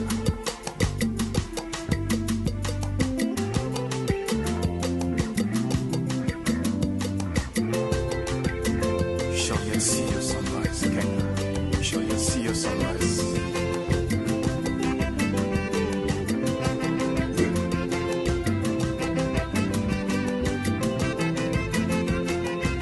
My first encounter with him was in December 1940. He was a gifted man all round. There is no area you talk about or you walk about that he will not show you how it is done. He was able to use cocoa, palm oil, and a few other products locally to run one of the fastest growing economies in the world. That he was nicknamed M.I. Power. Later, Dr. Michael Okpara. Okpara took over at a time when there were no institutions. Even though the eastern region was the poorest of the regions at the time. He was a pioneer. He had to lay the foundation for it. Whatever he sets his hands on, which is good, he will see to it that it is done properly. From January till December, there was always a new project, that was commissioned. He's a very pragmatic person, but always rooted in the people. Like that, as if he was so, he was in such a hurry that he wanted to do so much. Unfortunately, the Civil War dislocated so many things. I personally felt extremely sad. Because the ideas and the principle which they stood for, their successors in many cases didn't follow. And that's where we are seeing to today. Onyagala 1 year that's leave nobody behind. Philosophy of the Igbo community, that's what it built into. The politics of then was politics of principles. Truth was that he was an honest man. He was really a nationalist. He didn't build a house, even in his hometown. He was a dedicated Nigerian of Igbo extraction. Now, sometimes, for my children, I play these to them. I say, when someone says, or if you ask me today who is a role model, who, a man you read about his life, I wish he was available, I wish he was alive today. These are the type of people I would want to be conversing with and trying to bring them on here to speak to us. Listening to him, or rather listening to the testimonies, because these are direct testimonies from people who met him, and you see the things people talked about him, then ask yourself, and can we ask ourselves this evening, is there any of our leaders across the nation today that people can look in their life and have such testaments? Apart from stealing, it appears there is this Augie. Many of you don't know that a state governor in Nigeria earns less than $500,000 every month after tax. Less than $500,000 after tax. I think it's about 385 or 384 thereabout. Remember, there was a time, a couple of years back, when El Rufai engaged. I can't remember who was that. They were just saying, can you make your pay slip public? I think he engaged a senator. So they made the pay slips. And these pay slips are like every other pay slip. You can see the deductibles. I think it's about 500 and something. After deductions, it comes down to 300 or 400 and something. But the bottom line is less than $500,000. So it's about 1,000 in today's money. It's about $1,200 or $1,100, or as the case may be. Right? Or even less than $1,000, depending. So, if you look at all these things today, and someone is telling you, oh, yes, our ancestors had a different system, what do you think? But before you say, I'll quickly take this question from us. Men like Emma, but just quickly in one sentence, tell me, is there anybody you classify as Emma Bara? While you're on that, I will be bringing in another guest, Raf, here, to the conversation. Go ahead. I'll start with Mark Henry. But I think we shouldn't look at the 60s and 70s, because those people they live on a integrity life. They live to serve the people. They have the fear of the people. Yeah, but what's changed? What's changed? Listen, this is the same system that we are saying they lived an integrity. These are the same system that produce people like Peter Obi, that everybody just, yeah. I think what changes is that people tends to serve the people. They want to serve the people. And that's the what changes, because they want to come back home and then have a kind of a good name, like how we are saying him right now. But people of nowadays, people who rules us, who politicize about our day-to-day affair, they don't look at these things, because why? We tend to look at what we see, and they don't even care if they are serving us. They just felt that let us give them 1,000 naira and 5,000 naira, and our legacy will remain that we are. Yeah, but is anybody forcing you to take this one time? I mean, sometimes when we make these excuses, okay, I ask you. Nobody asks. Hold on. If I ask you now, you live in the Netherlands, right? You live in the Netherlands. Yeah, of course. Netherlands is closing prisons. Netherlands is converting churches into discotheques, into party houses. Netherlands is not a religious nation. Now, Netherlands, you can go into a coffee shop and smoke. You have the red light district everywhere. Then I ask you a point blank question: do you smoke hemp? No. Yeah, but you live in Netherlands. But I mean, why do you make these things because the government made it open. If you want to smoke, you smoke. No, exactly. But I am asking you, the government made it open for you to smoke, but you're not smoking. Why? Because you have common sense. Of course. Exactly. So why are we making excuses for others? I mean, let me get in Ralph here. Ralph, you're welcome to Njenje Media TV. This is Citizens Parliament. And Ralph, what's your contribution? Mazi, thank you so much for having me. I can always say thank you for telling our stories. This is why we rely on other sources to complain or tell our own stories. But I'm happy tonight that everyone I'm seeing on this platform today belongs to one race. And you are telling our stories. Thank you so much. The thing is that the sister was say something about the lifestyle or the lifestyle or the understanding of our ancestors is quite different from this generation. But to my understanding or from my perspective, the problem of we as a race, as a black nation, is very deep. And when we say that, the people in Delta are educated, we have to understand that education has qualities and has stages. The half-baked education that we have in Africa, or say in Europe, or in Nigeria, has always been an education that has been imposed on the people. That means a mindset, a thinking has been imposed on the black people. And for us to get things right, we have to untangle ourselves from such education in order to see and think for ourselves. Because you see, somebody said that the people are poor, and one of us here is encountering that.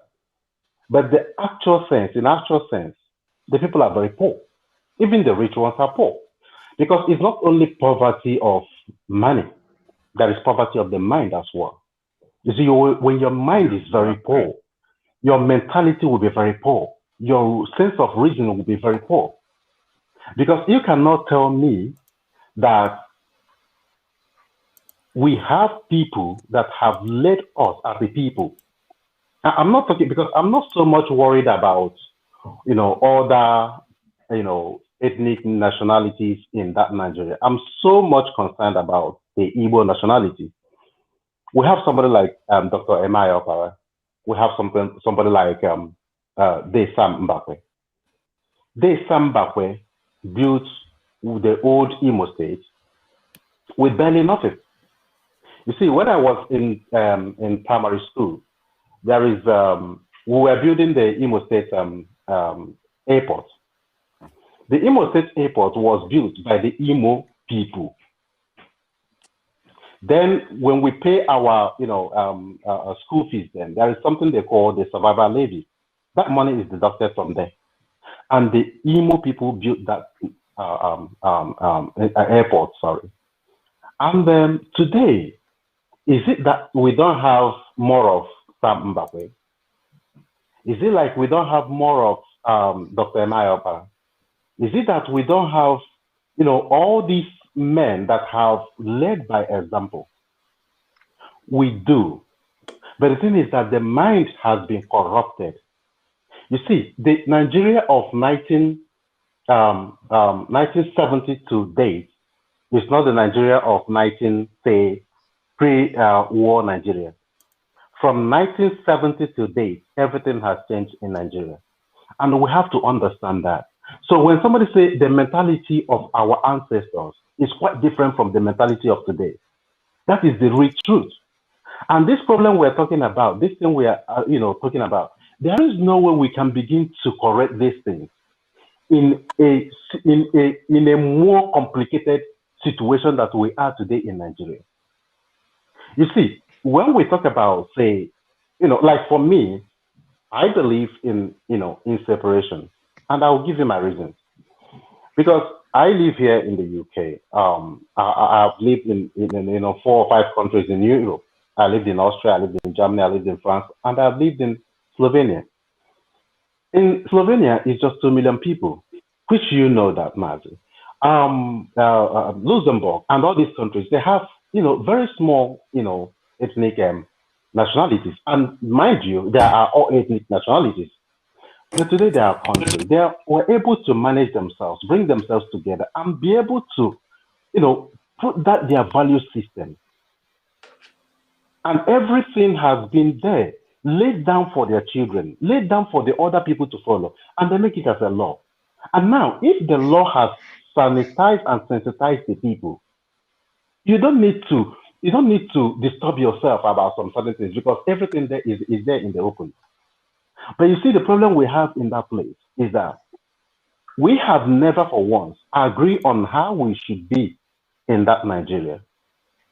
Now, in Imo State, for example, somebody from the 4th position, whether he was part of the political process, whether he contested election or not, was brought from the 4th position to the 1st position.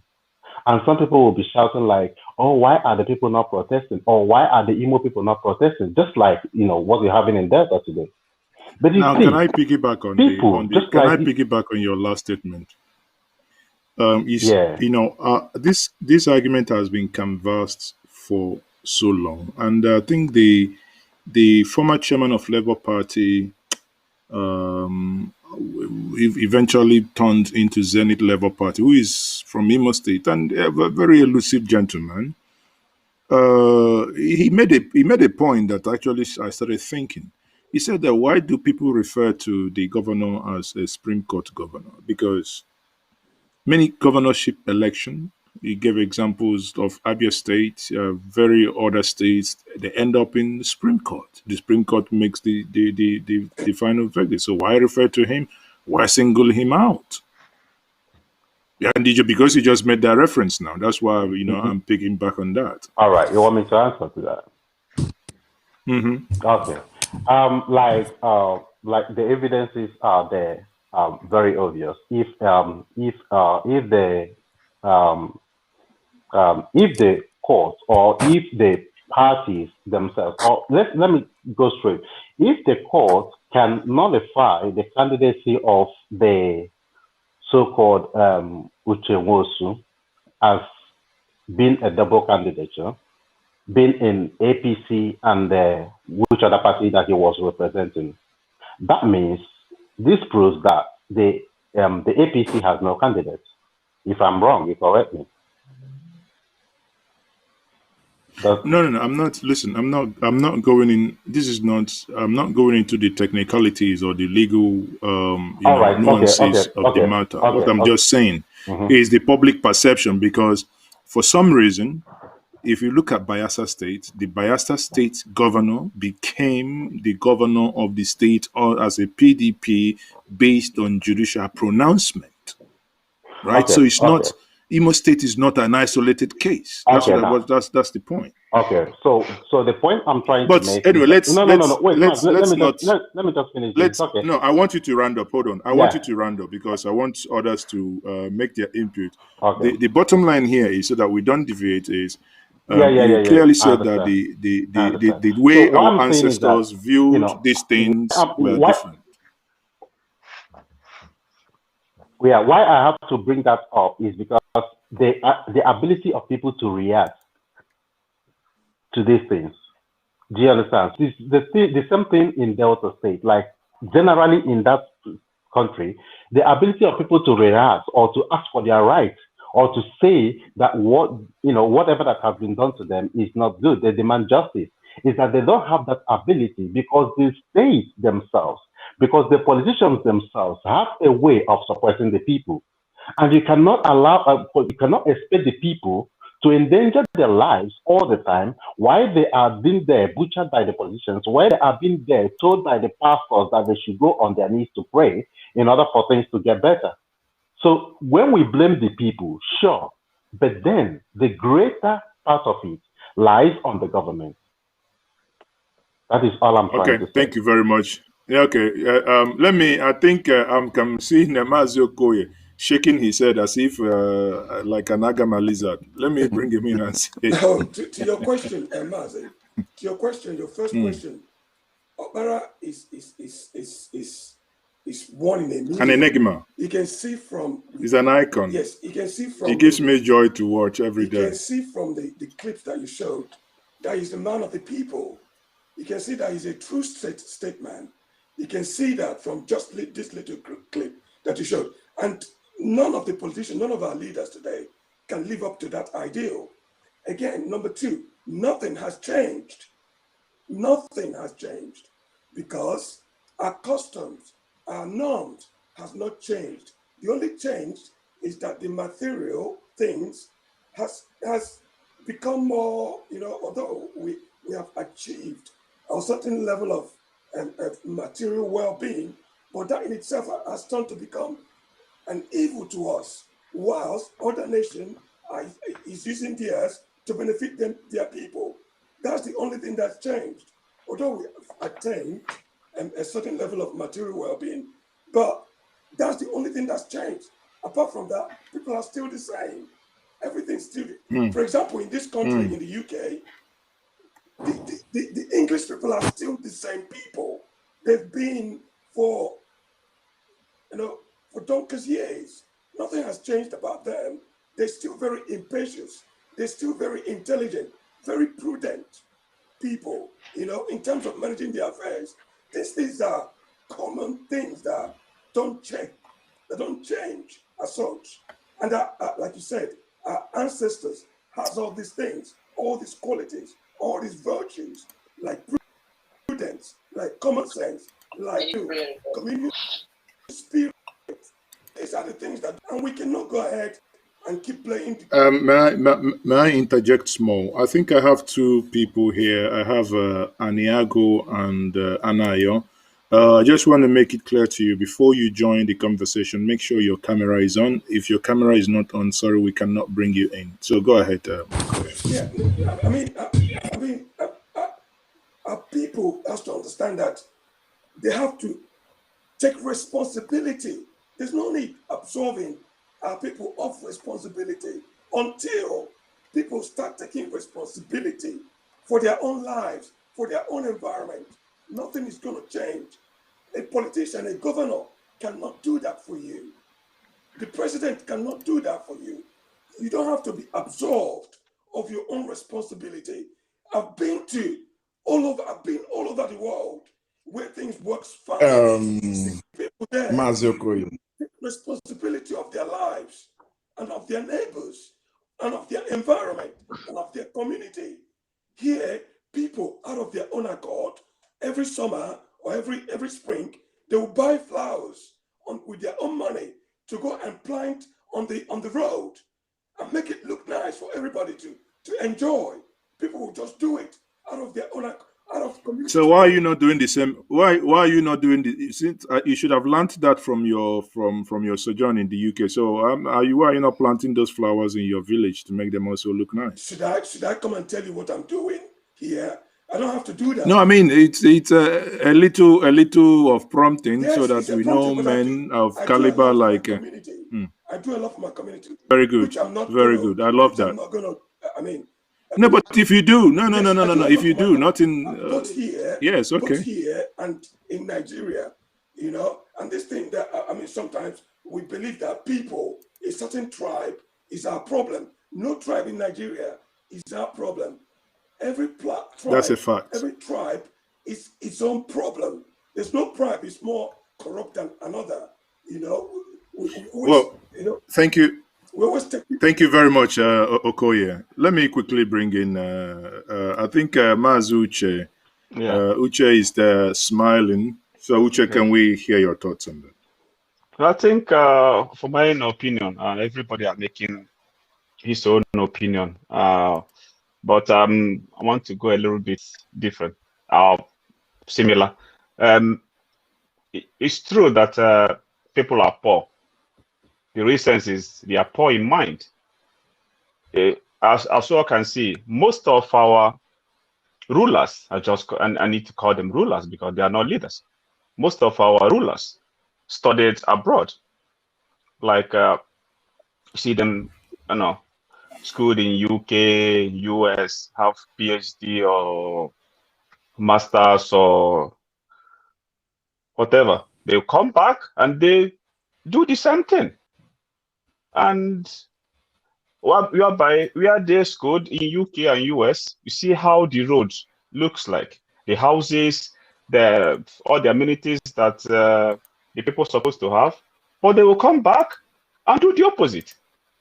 Yeah, And okay, then but Uche, hold on. You live in Iceland, and I will ask you Yes. this question: if at all you want to do those things, do you think the people would actually allow you? I'll give an example.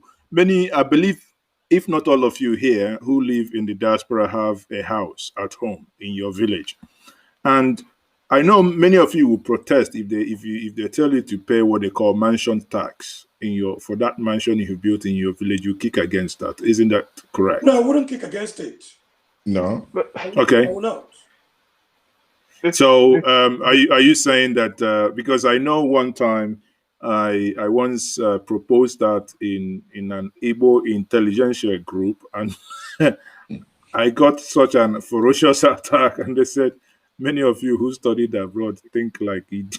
I will kick against it. I will kick against it. So why would you kick against it? I will kick against it. So let me bring in. Hold on, we have a new guest. Let me bring in Dada. Let me bring in Dada to this conversation. So Dada, please, can you make your contribution before we? Yeah, good evening, everyone. No, I just came in some minutes ago. I saw when my brother here said that the people are the problem. That is, but I believe the people are not the problem, in my own view, because I remember in 1984-85 when the President Buhari was the military leader. There was a plan they came with in Nigeria. They call it War Against Indiscipline. I am born and brought up in Lagos, and I remember very well. I was a young boy. We all cleaned her ranks, her houses, and every local government. You see, all these people that are in their white cloth and brown trousers, they come home at any time. And any houses that's found dirty, they give them fines, and everybody stick to it. So what happened since 1985? Something happened. Look at the university system in Nigeria. Most of the professors were not paid fine. We have many conventional courses at the universities where they generate money. What happened to those money? Why students are not having waters? You see, many things happen along the way, and I want to believe that things started getting worse in Nigeria since 1985, when the government of Babangida came with the idea of shop and shop, and people started losing focus. Even our fathers that they had the best educations in the 60s and 70s, after Awolowo gave them the good education, the free education, they all turned around and started buying results for their children. Look at most of our students in university today, they buy results for them. I remember some years in FUTA, when people comes with 149 jam and they'll enter, they'll say Olu of Wari or somebody is a chancellor. So we started losing focus. Everybody wants their son or daughter to be there because the system came with shop and shop. So we started losing focus in 1985. And I want to tell anybody here that every Nigerian that is below 40 years, that you see this behaving anyhow, it is because of they were born into the corruption, they learned out of the corruption, and they possess the corruption in them. That is why it is difficult for them to come out and protest. We're supposed to be having millions of Nigerian youth. We have more than 20,000 students in each universities in Nigeria, and they are suffering. Can a hungry man protest? This is why they cannot protest, because they believe somebody knows somebody. They believe I better pass my labor. That is the system. That is what the system has given to them since 1985 up to now. Look at the people that contested for 1999 democracy. They all left. It was only Tinubu and the rest that remains in politics. And those Tinubu now are destroying the country again. This is the problem we have in Nigeria. Excuse me, let me talk. People that that take pride in how big their generating set is. Sometimes I found it that the whole, even the elite, everyone is sick. When I say sick, honestly, I would say mentally sick, because the things that we derive joy in, will be the things that will actually make people in other countries cry. Okay, I think, was it Ralph who wants to say something? Ralph, I think you interjected before. Can you quickly make a point, Ralph? Yeah, you were talking about the mansion tax, and I say I will object to that. The simple reason being that under what condition are you gonna ask for mansion tax? Is it under okay? Okay, let me ask you this: you live in the UK, right? Yeah. You live in the UK, right? Do you pay council tax? Do you pay council tax? Yes, I do. What are the conditions why you pay the council tax? I pay council tax because from the council tax which I pay, my my garbages, my recyclings have been taken, and that is why I pay for. And that's where they pay the police, they pay the fire service, right? Now, well, they pay the police someone they pay from a different tax anyway. Okay. No. They pay when you look at your council tax breakdown, certain amount of your council tax goes to the police, certain goes to the local authorities, certain goes to the fire brigade and even NHS. Exactly. So now let me now tell you. You just objected to that. You are an elite because your first instinct of objection is because you have a mansion. I think by your objection, you have clearly shown that you're a man who owns a house in the village. Hold on, I'm coming. Now, if someone says, if we begin to impose mansion taxes, then these services will be done of this. I know some of you online already are saying, no, but if I don't live in the village, if you own a house in, let's say, Manchester or Liverpool or even in central London, do your council care if you live in that house or not? All they know is that every month you must pay. Okay. So if you want to use it as a second home, third home, fifth home, holiday home is none of your freaking business. At the end of the month, you pay because these services must be provided, whether you are there. The garbage man on a Monday, on a Wednesday, any day they choose to come on your street, they will come, whether you bring out your garbage. You want to stuff your room with the garbage, you pay the council tax and they will still come and pass. So Can I why comment then? can't the same apply to us? Yeah, go ahead. Fine. This council tax, or they say Betriebskosten in German, is being used to fund a created an institution already. The institution is there already, and this what I'm paying and everyone is paying is being used to fund it. Now you cannot tell me that when I start paying, this is why I asked under what conditions. When I start paying, then you start building all these things, you start creating these institutions. Do you understand what I mean? So this has to be there already. Now we see where our money is going to. So you cannot just tell me, just like, come on, now, Nigeria, like a civilized country or what?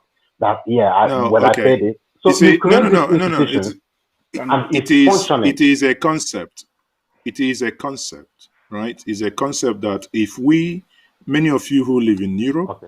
you want your places to work, there must be Mhm. costs. The reason why we see Mhm. potholes on the street and nobody does anything is because the citizens are, in most cases, because, when government builds something without your intervention, your money is not there. It spoils. It doesn't concern no one.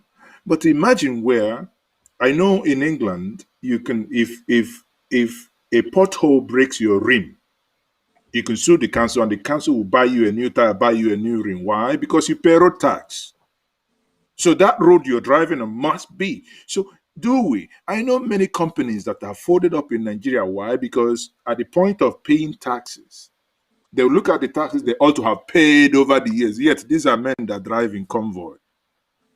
Because in Nigeria, when you declare bankruptcy, no one, it's not like in the places you guys live, where if you declare bankruptcy, for instance, in Germany, you are not allowed to be seen with more than 350 euros. So at least it's something that is going to hurt you. So you don't do it. But here in Nigeria, somebody runs a business, makes million, and pays no taxes, and just say, "Oh no, I don't like company A, B again. Let me call it company B, C," and business continues. The looting continues. No one takes account. The next thing we do, we find a way to blame the government. But what happens to Mike, sorry, ourselves? let me just Baba, interject for 1 minute. So just sorry, Mm. brother. Yeah, my question is, you see, when we talk about people paying people, what about the government? What about the government? Where is the accountability of the taxes that they have been collecting? What have they been doing with it? Because it's not all That about is the correct. You point. see, for That is me, no, no, for no, no, me, no, for no. me, if I That have is the house in point. Nigeria, if I have house in Nigeria, and you tell me that this is my council tax or this is my mansion tax, I will gladly pay it. Because here, there was a time here that we're making an argument, a debate about if people have houses here in London, like second houses in the central London or whatever, and the people are not using it, that they should be exempted from council tax. That such debate was had here. But what I'm saying is that in Nigeria, if I have house where things are working out, why shouldn't I pay my taxes?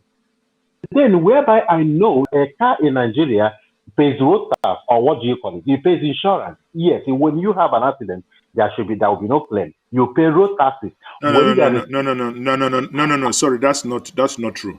That's not true. okay, When no, when you talk about insurance in Nigeria, insurance in Nigeria pay. But what people do is that when you want to go register your listing, there is what they call a broker. Those people, they sit down there, they can sell you a paper. That paper okay, means absolute nothing. okay, And anything happens, your car is as good as gone. Now, do you know why people don't okay. do proper insurance? I know a car, you come in, they No. say you pay, your insurance is calculated based on the market value of your car. They give you, let's say for instance, one of my cars, they say, okay, Maz, you pay 250,000.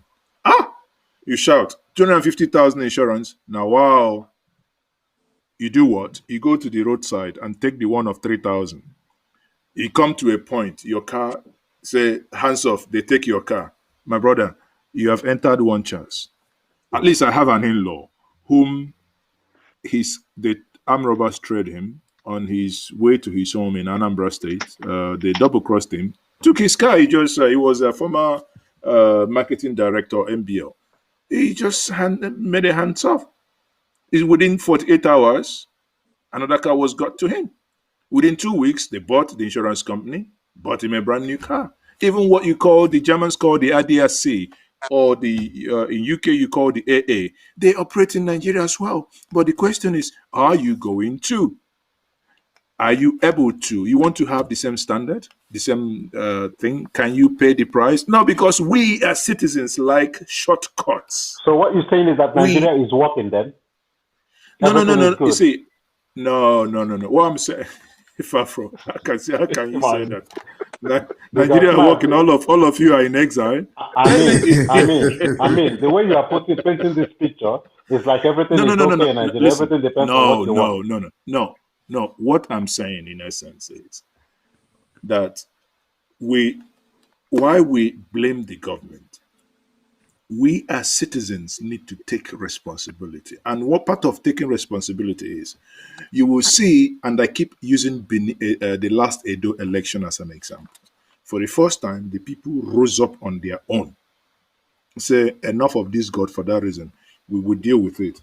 People came up with piles of money. They pay people to pay. And when they catch you, one person will be videoing, the other people will be giving you panel-beating. And I loved it. Listen, it's brilliant. That's a way citizens taking action to end madness. And at the end of the day, the person that they wanted won the election. But whereas election comes in, election doesn't matter. You're in the field playing football. At the end of the day, you say, the person that came forth won the election. Whereas the person that came forth, they were in a hotel room. Those ballot papers that you left empty was what helped them to eventually come and take over. Anyway, I don't want to, before someone sue me for things I do not understand. Let me take Uche once more. What's your point, Uche? Yeah, Mazi. Okay, I didn't finish my question last time, and my brother jumped in. I think this is a really good conversation we are having this evening. In my I started commenting before, but I need to finish that before I come to second one. The only person that come close, that's, let's say, 30% to Emokpara is only Peter Obi. That's a fact. The rest are zero. Okay, come to the last thing we were talking about. In Europe, for example, here I'm living. Once you start to make a foundation, start to dig, the government will bring in electric line to you. The water will be ready. Once you start, building it from foundation, everything will be set for you. But in Nigeria, you will have to make all those things. No. I That's know. It's systematic true, failure. but Yeah. But they before they even do that, you already have applied, and which can take you years. So I have a friend who is in Germany now. He sells cars, and he was given quick notice to move from where he is. Now he's moved to a different place. For the past 6 months, it's been difficult because the state does not want to take the cost. The landlord does not want to take the cost of bringing in water and electricity in that place because it's being considered as an industrial area. Do you understand? So it's not really all that simple. The question is, many of you that build houses in the village, how many of you applied for authorization of those houses? It's just because there is no system. You just wake up, you do your... I did. Huh? I did. Who did? In the village? In town? Yes. Okay, you Uchenna. That's one of the worst corruption that happened when I went to make house in the village. Okay, hold on. Uchenna, I'll bring you back, but let me allow McHenry to clarify that he did. McHenry, can you tell us which village and when? I'm from Abreba. Okay. Yeah. So when I went, I bought the land because Abreba is very expensive to buy land, of course. So when I bought the place, how much does a plot of land go in Abreba? Let's say 3 million naira. Then it's cheap now. Come to mind. If you get 6 million, I'll buy it tomorrow morning. So I bought the land, and when I bought the land, I went to the local government. So they said, and normally everybody is a village. It's not supposed to be a town. And they said it's a town. I have to pay for a town planning. I paid everything. IGR, I paid everything. what surprises me, after paying the home, I pay almost 270,000 naira. Then I asked them receipt. They couldn't give me receipt. And then I tried to, then I got a lot from my bank where I put the money. The money is not even from federal government, it's from the girls' account. They use their bank account. So then I asked the lady, I said, why did you give me your bank number? I thought you said it's IGR and Ohanfia local government. She said, oh, don't worry. When it comes from IGR, we'll send it to you. Right. So, and that is not about, I paid everything, everything. They just got everything they call together. But that is one. Two, why this, my other brother talked about in 1984. Let me just cut it short for him so that because he also is looking. I grew up in Lagos and I grew up in mainland, Yaba. That's where you have Yaba now. That's mainland local government. Where you have Banti. Banti is where you have the mainland local government. In 1983, 84, Buhari came. The country went from worst to worst. Forget about the war against indiscipline he brought.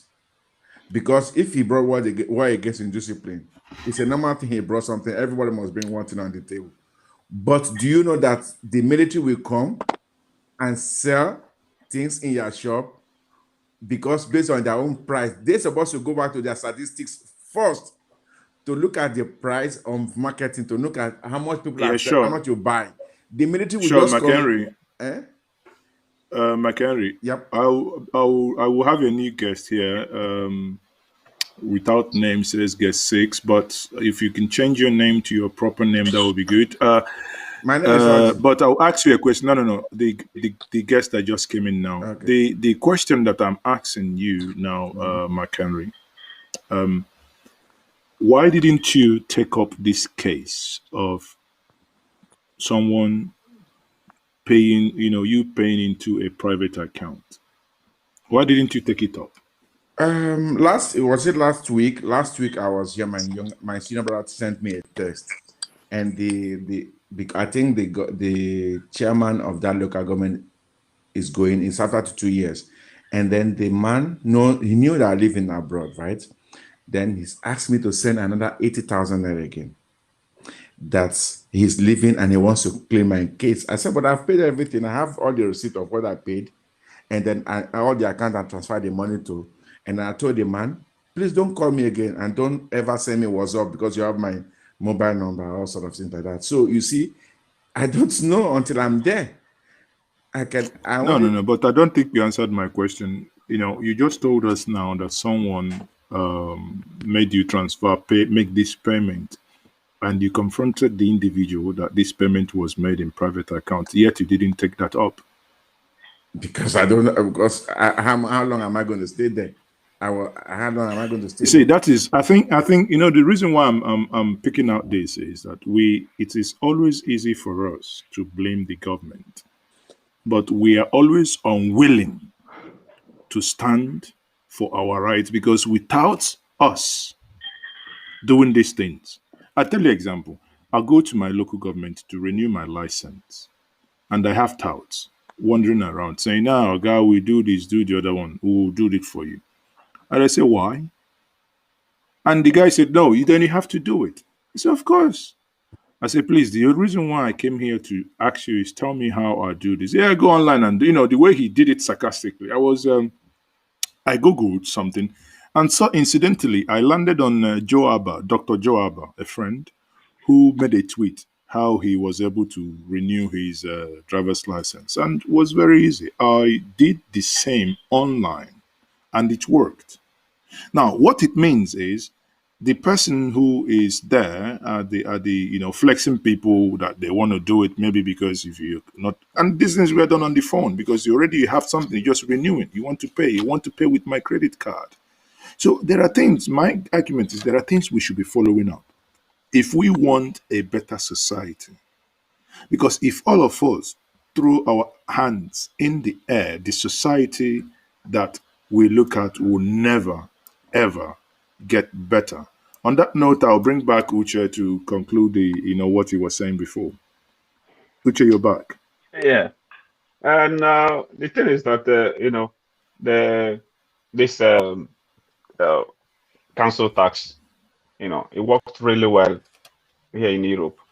But the problem back home is systematic failure because even if, for example, if I have house in a village and they ask me to pay tax for it, for for the run of everything, and of course I will pay. But the truth is that the more if I pay it, are they going to use it for that purpose? Because in the village you want to build a house, you have to do everything yourself. The water system, you know in the village you build all You're this practically a local. You're sockaway. practically a local government. You're practically a local government of your own. Yeah, You drill your exactly. water, like You many do of us from everything some certain yourself. part of Anambra State that don't have water. Many of us that don't have water, we dig, the well. You Yeah. can dig the well, you collect water, you send it down. It's just pure insanity. You pump it again. The water you've sent down, you pump it You again in order to have gravity to use it yeah. in your house. You do But in you do all, totally everything. Then the community has has young boys who are once a year they clean everything. So obviously nothing that governments are doing for you. So why paying okay, anything to the government? okay, now let me ask you this question. All these problems we have highlighted, and I'll bring Mazokoye back here before I get back to Samuel Dada. Don't we think that this problem we are all highlighting, lack of electricity, lack of this, the other one, don't we think there is a link between this and the case that we discussed before? Meaning, if we take the case of Ibori and the money he took out from Delta State, is there any link to it? Mazokoya. Obviously, there is a saying that goes that people deserves their leaders. So, sometimes we do get things quite, complicated. Things that are supposed to be quite straightforward. Everything that is happening to us, we must recognize that we deserve it. If we don't come to that realization, things will be happening the way it is happening. It's happened to us. It is deserved 110% because we complain about so many things without actually asking ourselves, how do we go about holding ourselves responsible and the people closest to us responsible? Without this, nothing is ever going to change.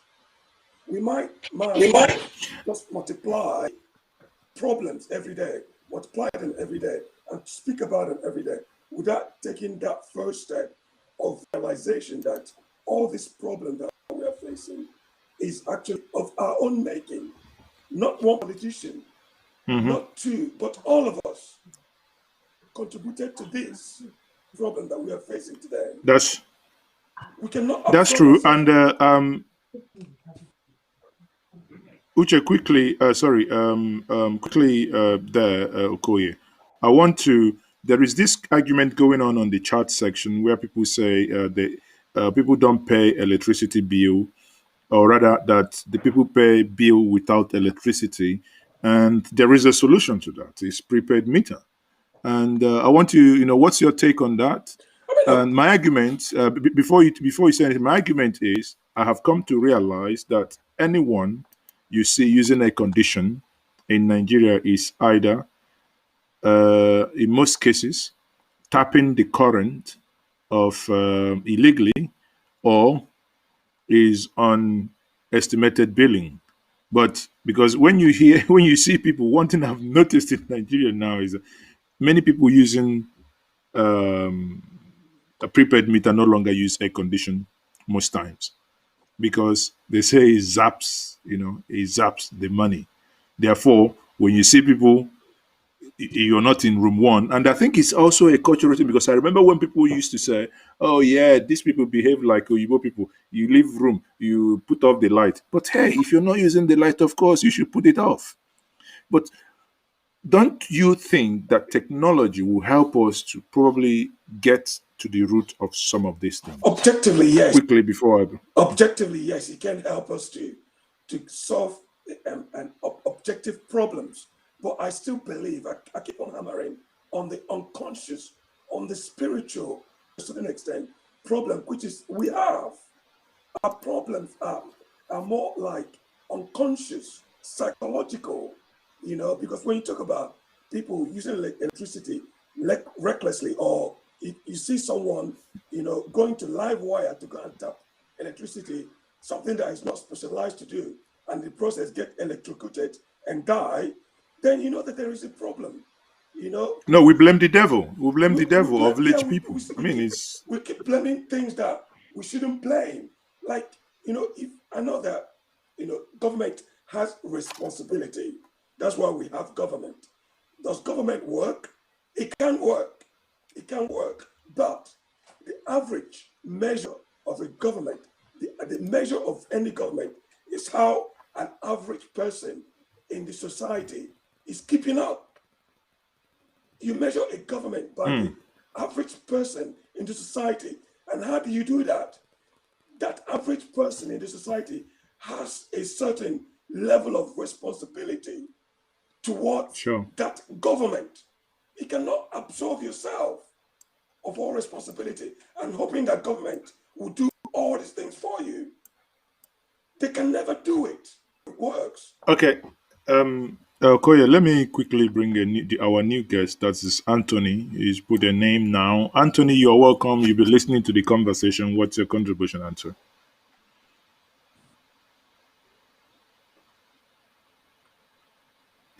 Anthony, once more, you're welcome to this conversation. What's your contribution?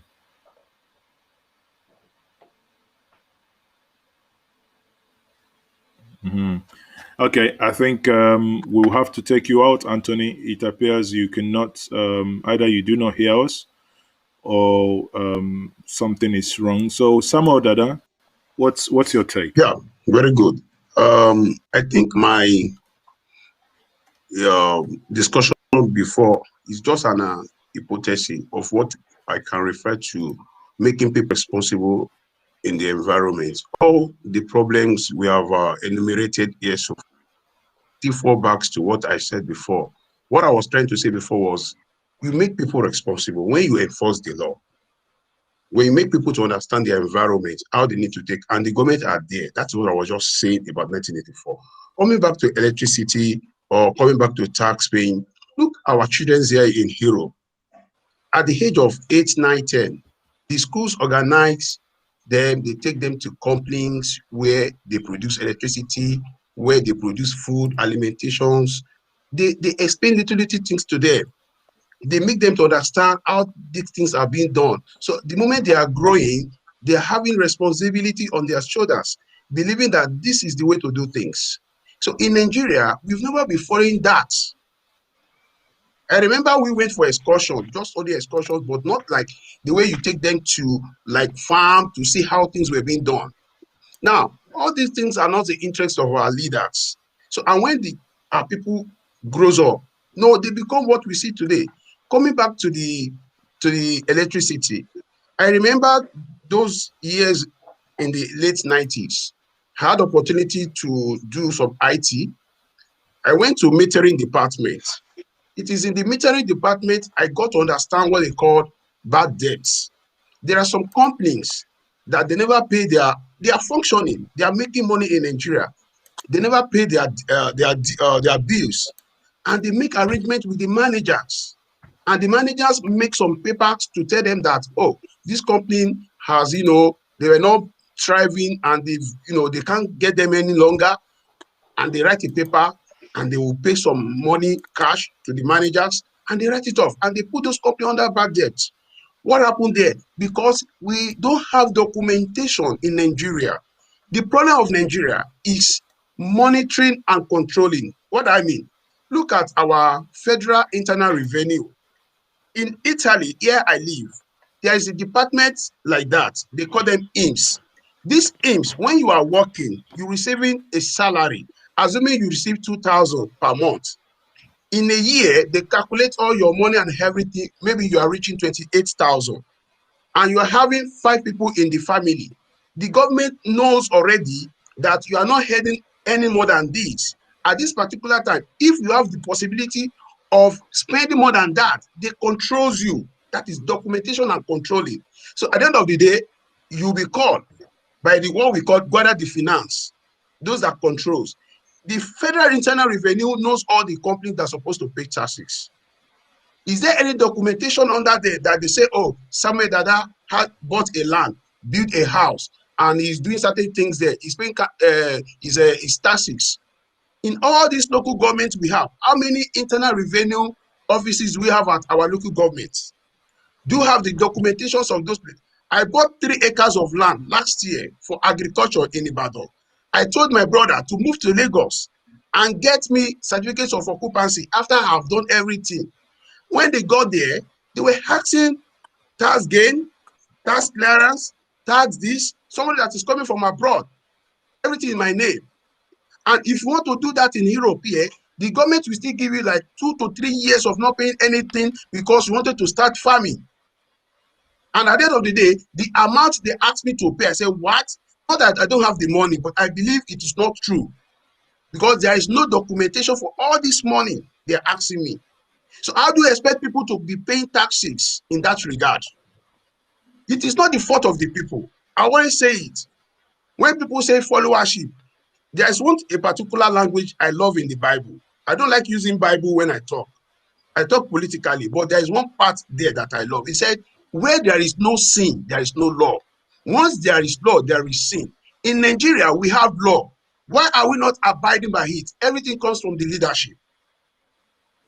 Everything comes from the leadership. That is why the people said, well, I have to know somebody so that I can do something. If you ask somebody to do something for you in Nigeria, they say, brother, you don't know how it goes. You have to pay. If you don't pay, tell them to sign a document for you. They will tell you one organ will sign it. After they sign it, one organ will sign it, and you'll be paying them one by one. They frustrate everybody that comes from the diaspora. We have many people that has good hearts. They want to do things. I get lawyer. Lawyer will tell me how things is being done. I said, no, let us do it correctly. The lawyer will tell me, this thing, don't follow that road. You waste your time because they will just drop your paper over there. This is the problem we're having in Nigeria. Okay, Not that Nigerian doesn't want to do the right thing, but the can I government is not allowing people to do the right thing. Hello? Can I ask you a question? Okay, so I think Okoye wants to ask you a question. Okay. What kind of system of governance do we have in Nigeria? What kind of system of governance do we have in Nigeria? I love that question. I love that question. I love that question. Thank you very much. Thank you very much. When I was growing. No. Tell me. Don't tell me stories. No. I would just. We don't have government. We don't have a system. We don't have a system. We don't have a system. We don't have a anything. system. Yeah. We don't have a system. If that's what you want to hear from me, we don't have a system. We do have a system. We do have a system. I wanted to say that, but you said I should not tell you story. We do have a system. I said when I was growing, I wanted to tell you that, but you said I should not tell you story. We do have a system, but now we don't have a system. So does it mean you have stopped growing now? Yes, my dear brother. Thank you very much. Thank you very much. Leaders make everybody stunt. We are moribund. We are not growing. Very good. I love that too. I love that too. Because I remember in those days, I was thinking Nigeria were under mixed economic system of government, economy, and I look at America, you know, right wing, left wing, even in Italy here. But Nigeria, you can't. Before I was even thinking PDP was like the right wing, maybe the new opposite. But now I can't even define anybody. You mean in Nigeria there is no wing at all? No wing. There's no wing. Just have to follow where belle face. No, cross-carpeting wing. They have. Yes. Money bags. Ajib. Money bags politicians. Any government in power. We are in a deep mess, my dear brother. We are in a deep mess. I went to Nigeria 2018 for PVC, August. And they said they'll be closing it on the 17th. I planned to go on October. So my cousin called me from Ife, said, Uncle, if you want to come, but they said and we're on the 1st of August. I told my wife I had to rush to Nigeria on the 2nd of August. I came back on the 14th. Back on February 2019 again, I still went again. We booked our flight for election. They changed the election dates. They just frustrate Nigerians. That's true. Let me bring back our good friend from Imo State. That's Ralph. Ralph, can you make some input here? Maz, I have never told you I'm from Imo State. Did I? Oh, okay.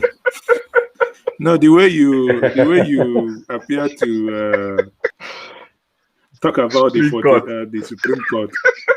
But I never called him Supreme Court. Though. You are the one that said that people are calling him Supreme Court. So look at you now. I'm only looking at you. You say I'm putting words into your mouth. Yes, you are. You are actually. One, I'm the but you're Supreme not close Court. Anyway, now. How I'm can from I Imo. do that? I'm from Imo State. So the how thing can is you that, see now? You denied your state. Now you agreed again. We don't do that in Anambra. my brother, I am Igbo first. I'm Igbo, so I'm not denying Igbo. Even if I deny Imo State, I am Igbo. So is it because you people dwell so much on status?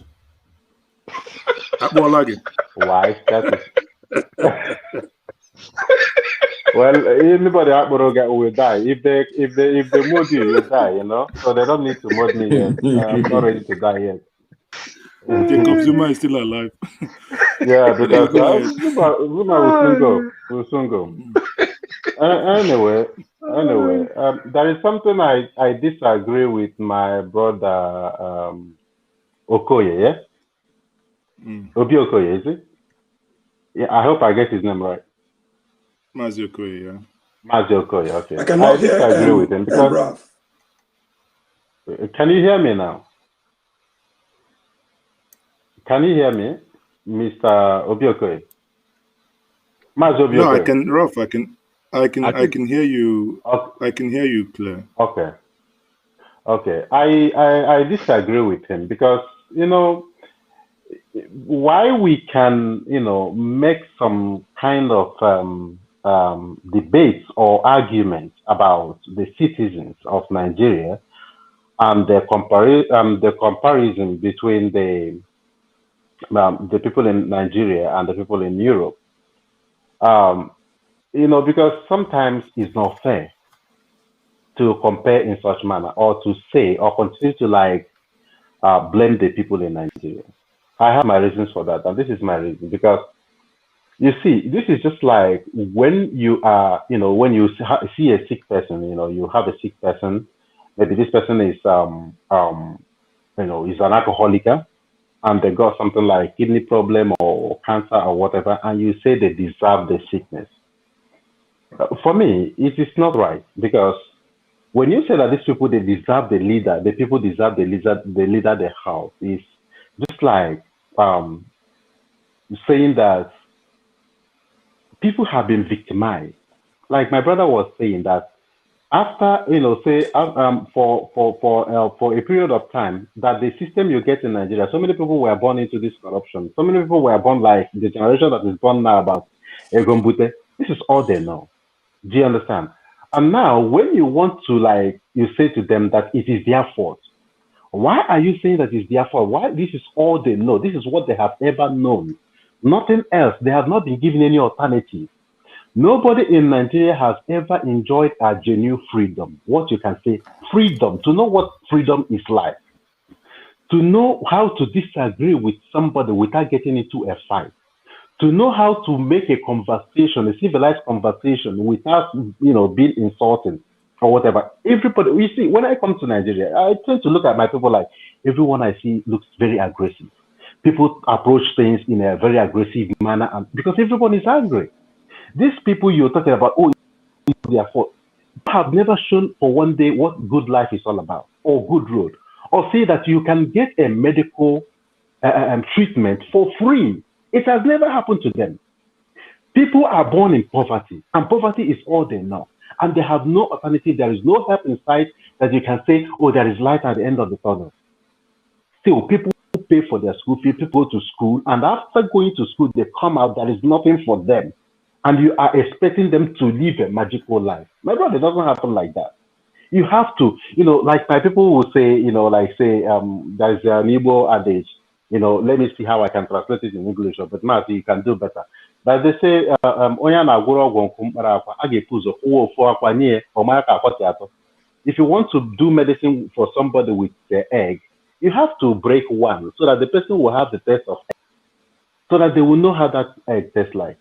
So people have never seen any good thing since they were born in Nigeria. And you expect them to know how to behave. This is the only way they know to behave. So when you impoverish people, you rule them. Why are these people sending their children to abroad? Why they can leave those ones at home, impoverish them so that every 4 years they can use them as stocks. Every 4 years they can use them to pay peanuts to go. Look at what is happening in our own Imo State, where Uzodema stock came out and the Rocha stock came out. These are people's children. These children, they have potential. All these people are born equal, just like their own children. But you see, there is this mechanism that they are using, which is poverty. And they themselves that are so-called the elite are another people that are very poor. So that is the clash. So that is the clash of the talks. So who do you blame? Now, when I say who do you blame for that, then hold on. The follow-up will be: would you, Ralph, talking? Would you allow any of your siblings to be one of those thugs? Or would you yourself be one of those thugs? Right? Yeah. Okay. You see, everything depends on the circumstances that people find themselves. You see, you cannot say if I would allow my siblings because they are my siblings, they are not my children. Do you understand? And if my sibling is in Nigeria there, there is nothing coming. Just imagine, let me just give you an instance. You see, the problem in Nigeria is not one, is not two. It's so deep. You see, there must be something it's more to do with leadership. But yeah. So if there is no stability, just like my sibling now, we know how much we remit from abroad to Nigeria.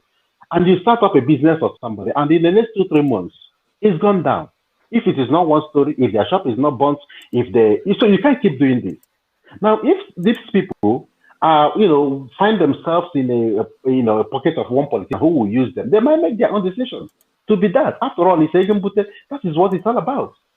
So now, how do we do this? Because you start correcting everything from the top, then it will trickle down. Now, but let me ask you, why is it that going on working? But why is it that going on working on Europe, you haven't joined the queue of Egombute? Because if the responsibility is being pushed to the government entirely, then what happens to the individual responsibilities, which appears on this platform this evening? Every one of us knows the right from wrong, and you're not engaging in that business of Mazi. I've been following you for a while. At least I know you studied in Germany. Now, there are these things. That is what I'm saying about when people have an alternative. When you give people a choice, you see, I am here, in Europe. I can decide to do anything. Maybe say join Fastlane or whatever, but I have to know whatever the consequences will be. Now, if I say I cannot do that, I can decide to do anything. I can go and sweep the street. It's a work. I can get paid on it. But then, if you are in a situation whereby your chances are limited, do you understand where I'm coming from? Your chances are limited.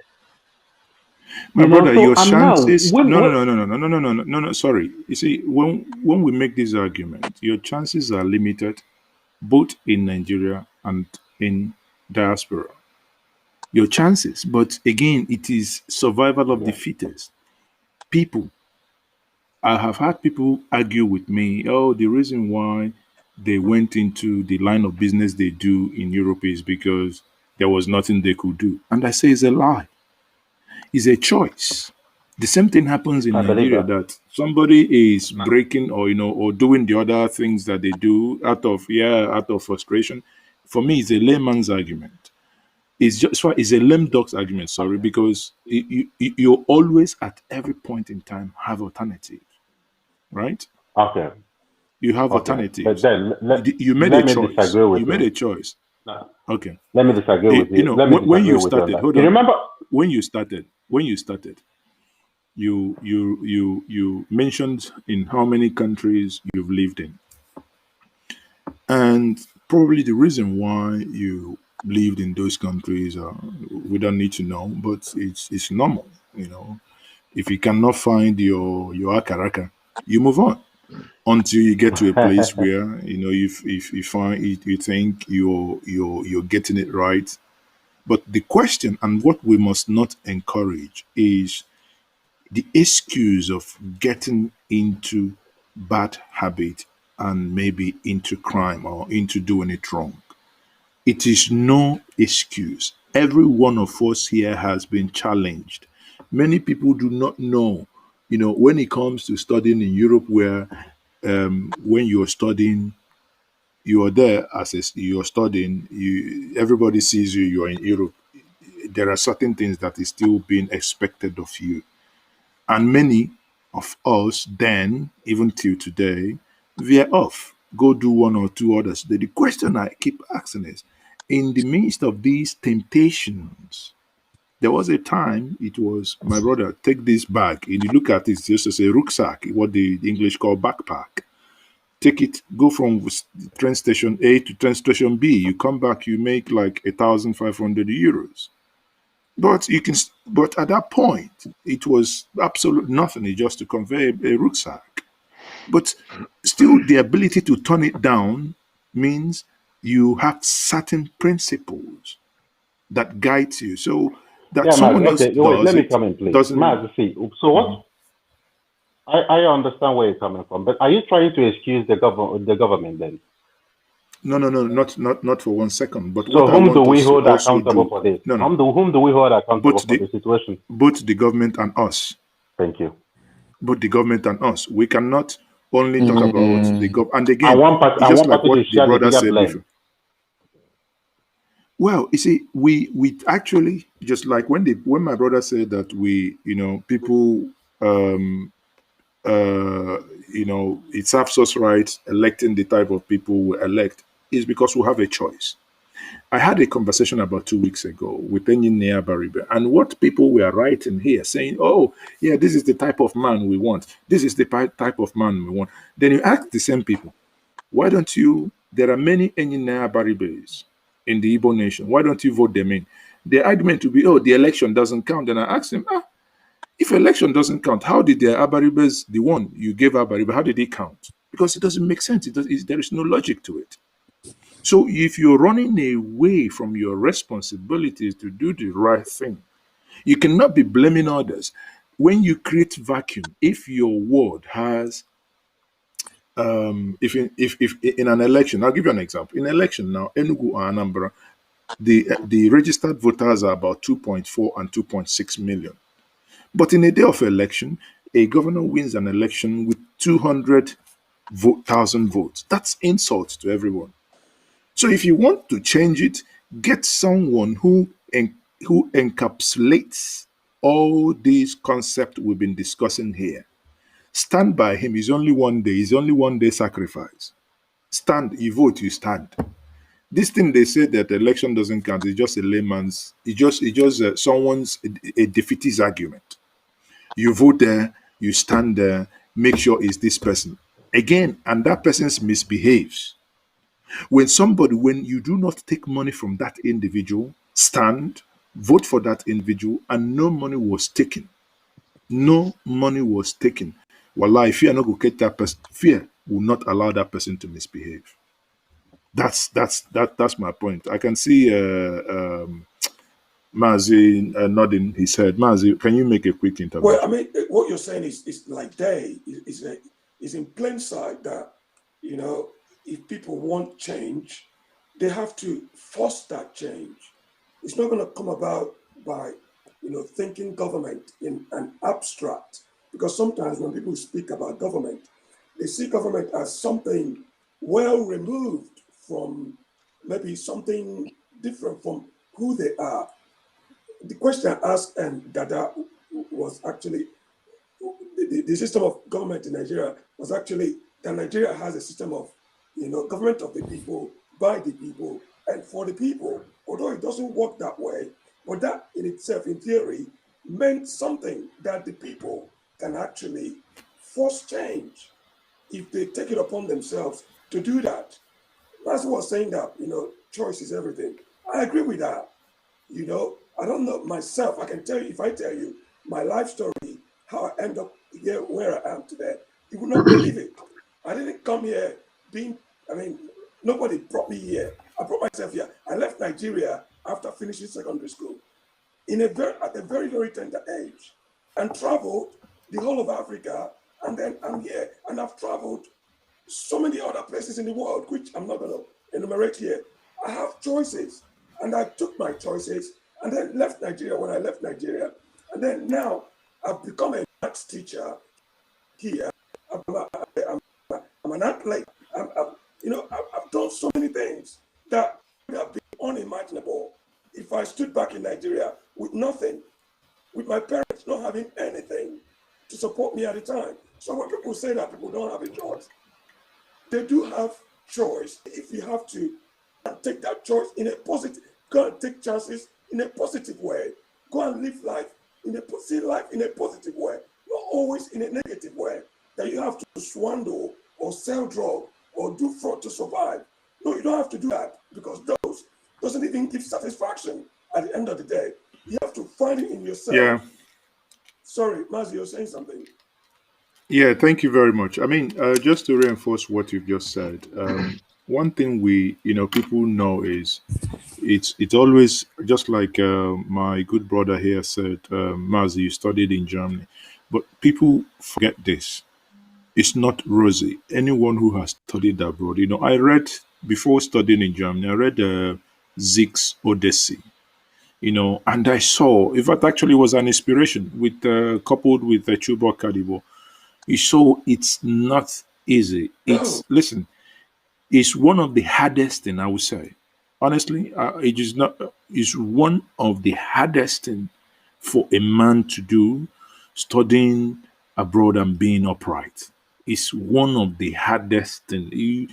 It's undergraduate, not just you come in and do maybe your master's 1 year and blah blah blah. They give you money. You work. There are times that when I'll say this. I think if my colleagues, they understand. There are times you come back from doing night shift and you just come back around 7. You go to class around 8. You come back. This is the way I stay in the lecture hall, because my eyes is literally just doing like this, just for your eye to be open. And at some point, the only thing that will tell you that you're sleeping is suddenly you do like this, because you can't cheat nature, right? But all these things were done, not that if you had studied in Nigeria, you also know, which I did as well, you also know it's not easy. I have had a lecturer stood in front of us saying that 90 to 100 marks belongs to God. 80 to 90 belongs to him. So whatever you write, however intelligent you are, you have to do between, you can't go above 80. And everybody's looking at him. Everybody, do you understand? So everybody is, just the system is so messed up. To the shock of my life, sitting down in a class then, and a small girl of 18, or those people that finished Abitua, which is A level, and just told a professor then that was about 62 years old, with white beard, everything. You look at him, you think it's all these imaginary picture of where they tell you angels with white wing, white beard, singing hallelujah. Ooh, ooh. And the young girl of 18 says to the professor, why are we making this nonsense all the time that we have spent over 15 minutes here discussing which date we're going to fix the exam? We're just talking, you coming from Nigeria, you feel like, what just happened here? In my place, if this girl ever said that to a lecturer, she would never graduate. Even with sexually transmitted disease, she would transmitted result, as they call them. She will never graduate. But here, there you saw, the man didn't see it as an insult. No. But myself, because my mind is already conditioned on yes sir, yes sir, yes sir, yes sir. that you come to a point, you do dissertation. Before you meet your lecturer, you send him pages. He will read. In summer, you come, and the same man who read your book say, okay, let's go across to the pub. You sit down. And what pub means is like beer parlor, or like a restaurant. You sit down. He buy his own beer. He won't buy you beer. You buy his own beer. You buy yours. You sit down. You're discussing your own work. Will it happen? But in my own place, like I have my brother's wife did masters, and she had to cook rice, jollof, cook for them to even discuss her work with. It's just pure insanity. Pure insanity. I think let's see if we can get Anthony. We'll be Mazi, lucky if we. Yes. you said something now. Anthony, are you? I'm sorry to cut you. You Hold said on. something. I don't want you to Hold forget. on. Yeah, keep your thoughts there. Okay. Let's give Anthony another chance, see if he can come in. But if not, Dada, can you go ahead? Okay. You said something now that I always talk about. When you said in your own mind, it is yes, sir, yes, sir, yes, sir, yes, sir. Like I used to tell people, we are brought up in Africa or in Nigeria to have this fear of not questioning, which for the past almost 17 years I live in Europe, I got to understand. Though I have the spirit while I was very young in Africa, but the only thing is that the culture did not permit you to ask questions. Like when as a young man, you are intelligent, you see things differently. You wanted to like, sir, can I shut up? You don't question. Sir, this is what I see. No, you don't say anything. Because the moment you ask questions in Africa, you disrespect them. And I'm saying it here because look at you, the illustration you gave about that lady and yourself, because you were wired to be like, yes, sir. Now, what happened in Africa is the moment we grown up with that character of not questioning things, they kill our self-esteem. I'm saying it. We can go and make some research. We found out that Nigeria is supposed to have grown more than this because some of the younger generations in the 80s, that maybe they're in their 50s or 60s now, they're supposed to have built that country more than where we are. But for the fact that we had culture to certain things we do, it kills that spirit of building a nation. It kills that spirit of thinking future. We always like, no, the headers must decide for us. The headers must decide for us. And that is what is affecting us. I just want to say that where you are giving your story. Thank you very much. Thank you. That's a mentality is the mentality that will see people, young people, Fela Durotoye, people like Kesile Moral, and they say, nah, don't worry. You go and go to the old people's home and get people to come and be your president and use your president as a retirement home. And you sometimes I just want to as if I can flog the people because we give reasons that we make excuses. When I say let me try once more. I think that Anthony is back. Anthony here. Anthony, let's try Anthony and see if Anthony can. Anthony, can you hear us? Yes, I can. Can you hear me? Okay. Yes, it's been a long trial. Now we have you here. Can you make your contribution, Anthony? I want to. I mean, you guys said a lot of things, but I want you guys to know that the leadership of Nigeria since 1966 were by the people that did not design Nigeria. We were fortunate growing up in the early 70s because we have people that were trained before the 70s. We have people that we look forward to. And those people become our model, whether it's your brother or your cousin or your grandfather or whoever it is. Somebody was telling you, yes, keep doing it. Many of us fall by the wayside, but we had a model that we are trying to be like.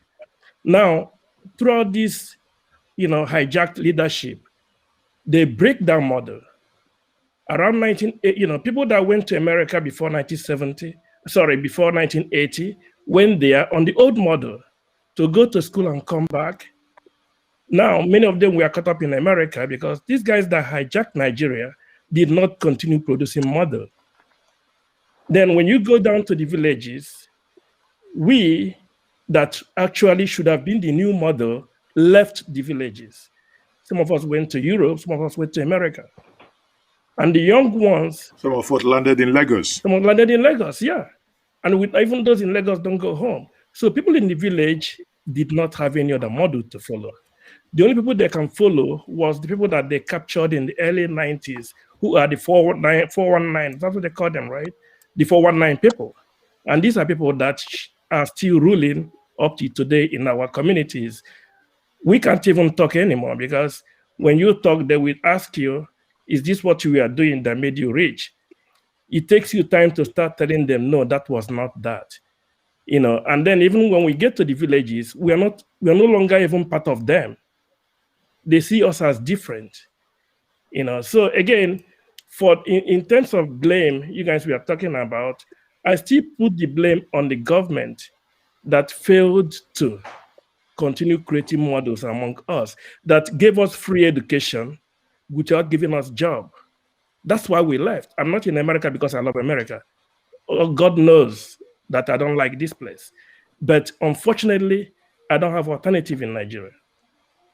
Okay, Anthony, let's put this thing into perspective. When our forefathers lived, did we have government in the sense that we have it today? How come they were able to structure and live better, apparently, even with all the level of diseases and poverties that ravaged that time? How come they fared better than what we are? I mean, in terms of maybe morality, but maybe technical advancement, we are faster. But in terms of morality and uprightness, they appear to have lived better than we are doing today, even without those structures that you call government. Because again, there are structures by government, which is the foreign body, and there are structures by the society itself, irrespective of which form of government that superimposes it. Okay, before the 1966 government, our people were part of the decision-making process. Today, they are not part of the decision-making. They implement order from their above. Stop. If you go to your kinsmen today, yes, they want to elect the chairman of your kinsmen, Omonna. How does government play any role there? Okay. Government does not. Yet, your Omonna will not, I bet you money now, they will not select you, but they will want to select one cucumber who probably throws money, and in form of, when they come to occasion, the musician will be shouting like a madman, calling them names, all manner of names, and they will have their shoulders high as playing mantis that want to probably take off.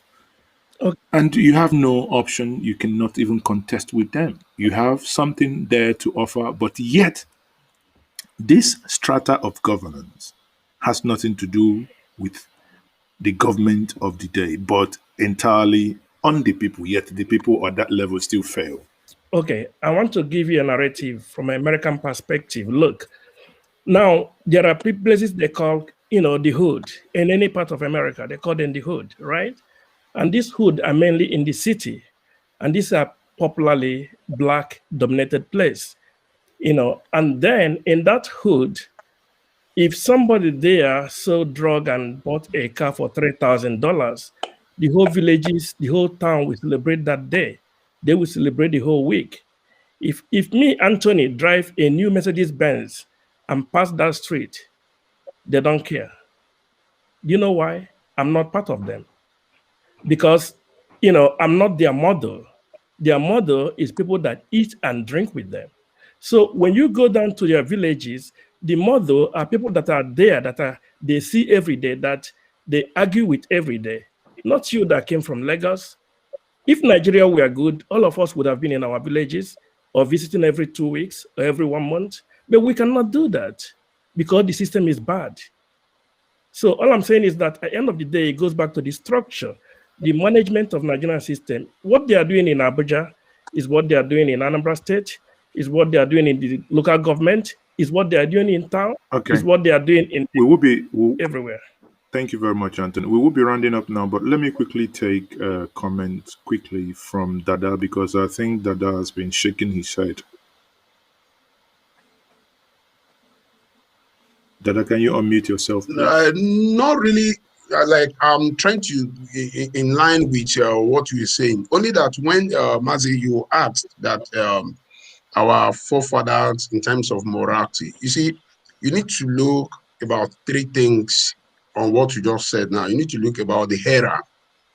You need to look at the technology, and you need to look like the population that took place then and now, before you can say when it comes to the community. Because those years you were talking about too, we're having slavery business within the communities. The chieftaincy men's and calibers that they were working with the politicians, to manipulate their people. It has been. It's only that at this stage we are now, the populations, you see, we have got to the progressive stage that we need to embrace the new technology, which it is three things now that can solve any problems of any world, which is time, technology, and energy. And the energy belongs to those younger ones now. But that is what our leaders are not seeing. That is what our elders, because there's difference from elders and leaders. They are not seeing. But I will tell you that in our last 40, 50 years in Nigeria, the leaders and the headers, they have colluded to be siphoning the treasury of that country, forgetting that there is future, forgetting that children that are coming, they need to meet a standard. That is the standard they've lost. And now there's no energy on their part, which is one. Now the technology is not their part, which is two. Now the time is not on their part, which is three. I'm afraid, my dear brother, in the next 15 years, if we are still forced to stay together with this system, in 2023, we have another party owned by these elderly ones. In 2023, I'm very, very sure Nigeria can never last a war. I am very, very sure, because by that time, the children of 20 years of today, they will have been 35 years, and most of them will have given back again. So, and the population, there was a time the politicians of Italians were discussing about Nigeria. They said by 2050, Nigeria will be having up to, I think we're 200 million now. They were proposing about 500 million. That where would they put these people? And they have the largest number of people that are migrating from Libya into the sea, Mediterranean Sea of Italy, Lampedusa. They were concerning about these things. And one of the extremists said, or two of them said it that time, I can't get the video again, that maybe they should go to Nigeria and bombard them. He said it, but nobody said anything about it. I'm telling you, when somebody was talking that European needs to help us, I am into a grassroots politics here. They've told me clearly that they can never come to help us. It is we internally that will deliver ourselves. And if we fail to deliver ourselves, we resort to war. They will just come, like saving, humanitarian, as they used to do, and be exploiting us more. So we need to do something fast. If not, in the next 15 years, all these generations I'm mentioning, they are not taking any pension. They rely on their uncles in abroad. Their uncles will get tired of paying them money. And these children will have given back, their children will give back more. And by then, we have people at the age of 50, 40, they don't have any pensions. Everybody will be obtaining. It will be at higher rates. Selling of kids now, selling of kidneys, selling of organs now. We are hearing them, but it will get to a stage, it will just be something like it is evident. So we need something to be done. And I've said it, three things. Thank you. Technology, time, and energy. It belongs to this present generation. That is the only solution. Thank you very much. Thank you very much. I'll bring in, we are rounding up now, McHenry, quickly, your final thoughts. What I think is that we should go back to manage our local governments. because local government is for the people. And then we should, and it's very, very important as well for us to look at the young people coming up, because the older people have nothing to give. And look, if you look at how things are moving, we have to, okay, I was in Nigeria when they started this NIN number of a thing. Then I asked one question. I said, will this NIN number be able to take care of people who doesn't have job or who doesn't have anything? The answer is I couldn't get any. I couldn't get any answer, because I said, if it's national identification number, the way they call it, then you should know that the moment you give these people this thing, follow them up. If they don't have school, if they don't have good school, or if they don't have good job, provide something for them, or else we are going to a place of no return, because we are not even practicing presidential system nor parliamentary system. We have kings, we have presidents. What are we? We are just like a prostitute who are in the midst of nowhere. Thank you very much for that contribution. So I think I'll bring in Mazoko here quickly. Mazoko, your concluding thoughts. I think my concluding thought will be to our youths, in particular, our young people. They should not despair. They should not despair. They must take the bull by the horn. They must kill that sacred cow. And what I mean by that is that they must learn a sense to be responsible to themselves, not to rush into doing bad things. We talk about technology. Technology is there to help make life easy. Technology is not life. Technology is there to make life easier. We are not prone to do evil. Otherwise, why would technology influence us in a bad way? We have technology all over the world, but they're helping other people improve themselves. Why is it degrading us? We're supposed to be using the technology to improve our lives. You have more chances than we are. I'm talking to our youths now. You have more opportunities than our forefathers had, because you have the whole world in front of you. You can reach out to the whole world. There's a lot of things that you can study and learn without actually setting foot in university, just by not using your airtime credit to go on Facebook and chat nonsense. You can use it to learn something in the Google. You can Google up a lot of information. Information is more or less free nowadays. So you must not despair and throw your hands up in the air and think that someone is holding you, because nobody's holding you. You're just holding yourself. Thank you very much. Thank you very much. That's a very fine place to leave it.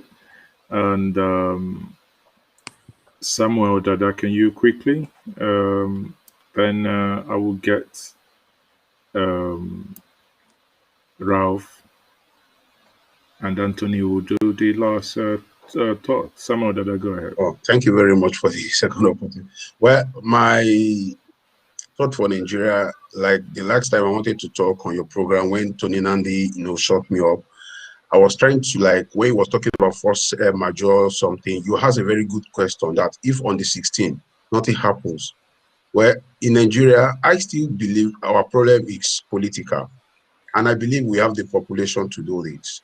I don't see the reason why the likes of Mogalu, Foladuro Toye, Shore, even Tony Nandi, all of them can't come together. And it brings a neutral party and start mobilizing, talking to the younger generations, having political education. A platform like yours can be used where people will come, even though we know that some youth in Nigeria, they don't go into all these stuff because they are on the streets. We can go to local governments. We have wards. How many wards do we have in each local government? All those wards, how many streets involves? We can get the numbers of the students, of the youth in those areas, their area boys. We can send people, 10 people to talk to them and educate them. These things can be done. We have millions of people in diaspora that can fund it with $50, $100. We need to change these things, because I don't believe these people can redeem Nigeria for us. These calibers of APC and PDP. It is we that will have to do these things. Because and if anybody believes you were going to fight war or anything, people will die and nothing will happen. Because we are still in war since 1967 to 1970 up to now. We are still in war. The Northerners sees the Igbo people as their enemy to the core. The only person, the only tribe that is accommodating is Yoruba. So that is what is happening. I've never seen any day the government proscribe these people Fulani as terrorists. And what did Nnamdi Kanu? You see, we need to start doing these things, coming together and start educating our people, our younger generations. Thank you very much. Thank you very much. On that one, I'll get Ralph, basically. Go ahead. Yeah, Mazi, thank you for having me on your platform tonight. What I can say is that, talk is cheap. I believe in reality because to be a motivational speaker is very easy, but reality is what matters. Because the problem of Nigeria is deep. I do blame our people, the youth, the citizens, but then the larger share goes to the government because it is up to the government to provide the people with opportunities. And then when the people refuse to use the opportunities or make use of the opportunities or the things that are being provided for them, then we can now say, yes, this is what is, how the people can be best judged. But whereby the government left people with nothing and the role model of the people becomes the same government. I don't really say it is really fair to, judge the people very harshly. But having said that, I believe that if we continue to talk without action, there will be no change, and there is no need of being naive about it. So, okay, sorry, before I let you go, you talked about action, and which is a very cliche word being used by many. And what are those actions that you might recommend that we be taking? Okay, my action is very simple. Nigeria is a very diverse place. And you see, the way we as Igbos in our region can understand things is different from how the other people from other region can understand things. Now, I believe that if Nigeria could be managed along that line, now people can be able to put their things together and then we can come to a national issue. But then if it's all about putting everybody as one federal Nigeria, we're not going to get anywhere. But let us separate and then we can decide to form a union, a greater union. But let us have our culture, our value system being put together by us, and this is the way we go. Now we can come together and so how does that that translate to the action? No, how does that translate to the action you said? You said action. Action is yes, that is the action because with this, so how does that happen? So you wake up, you separate. Listen, let us discuss along that line and let us agree that that is the only thing that can be able to sensitize, to change the mindset of the people that we have today. Otherwise, if we all continue to swim in that big almighty Nigeria and expect things to get better, it will never get better because the presidents have been said there already. People look onto the politicians, people look onto the leaders, and the leaders are not giving them anything different. Okay. Other than thank you very much. Anthony, what's your take? Again, thank you very much. I believe in the adage, Onyaga 1 year. Yes, action, but what kind of action can we really do? There are a lot we can do in our own little communities because communities makes a village, village makes a town, town makes a local government, state, and Nigeria as a whole. So I would like you guys to go back home and start mentorship and get people. People may not listen to you, but if you can save 2 people from your own village. No, hold on. I want to take something you said. You said here you would like you guys to including me. I'm doing it. Excluding yourself. That's my own perception, and that's what I'm doing. That's where that's my approach to my community. You see, there is nothing they are doing there. So don't you think that this conversation we have, hundreds of people watching us, this conversation that we've been talking, these ideas we share on this platform, and not discussing about naked woman or some, one of them useless conversations. Don't you think it's part of the thing to enlighten the mind and liberate the mind? Oh yes, oh yes. After all these guys I'm seeing on the screen, I don't know them from Adams, but I got off from all their opinion. So these are all actions. That's what I'm saying. In my own little way, my action at this point should at least go to my people. If I go to my people and help one or two, and the other people go to their people and help one or two, we have a changed society. The problem in our place is like there is people who go to school, they don't have money to pay for school fees. And then when they miss primary and secondary school, they are gone. So let us go back home and become role models to our people. It's difficult, but but I'm sure they will hear you once they know that you are serious. Again, that's what I'm doing. Okay. Thank you very much. Gentlemen, I think for the street parliament this evening, it appears it's something that we should do more often. Obviously, we'll look at burning issues of the week where we can have our opinions aired and opinions heard. And it has been a pleasure for the last 3 hours. And that's why you see, we own a platform, we use a platform. We can use the platform to air our views. And nobody charges anybody any money here. And we intend to use the conversations that we have to form greater opinion in the society and with intention of seeing those change.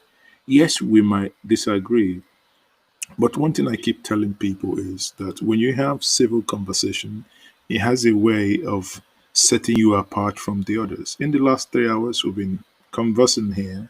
There's not been any insulting words, but everyone who is sensible enough would understand that none of us in this conversation is happy with the Nigerian system. That is one thing that we can take away. We're not happy with the Nigerian system. We're all making propositions on how we can get things better. Some would argue, okay, we must break this union in order to make progress. While other school of thought will say, well, let's actually go back to our own little cocoons and make those changes. Let us hold ourselves responsible for some of these actions. I mean, none is right and none is wrong in that sense. None is it's actually looking at what best works for us. There is one common agreement here this evening that the current system is not working. If the current system were working, many of you, if not all of you on this platform, are in the diaspora and very, very eager to go home, apply your normal the things you've learned from your sojourn. But sadly, again, these things are not, because you haven't got the opportunity, is not happening. We will keep pushing. We can't give up. Whether we stay within the same entity, whether we have the entity restructured, whether we break it down, whether we form a different union out of it, whatever that is, one thing remains clear: the structure, the system isn't working. On that note, I will say good night, everyone, and good morning to some of you, especially those of you watching us from some Asian countries. Those of you from America, I will say good afternoon, good evening, and have a wonderful day, everyone. Thank you for joining me this evening. Thank you very much.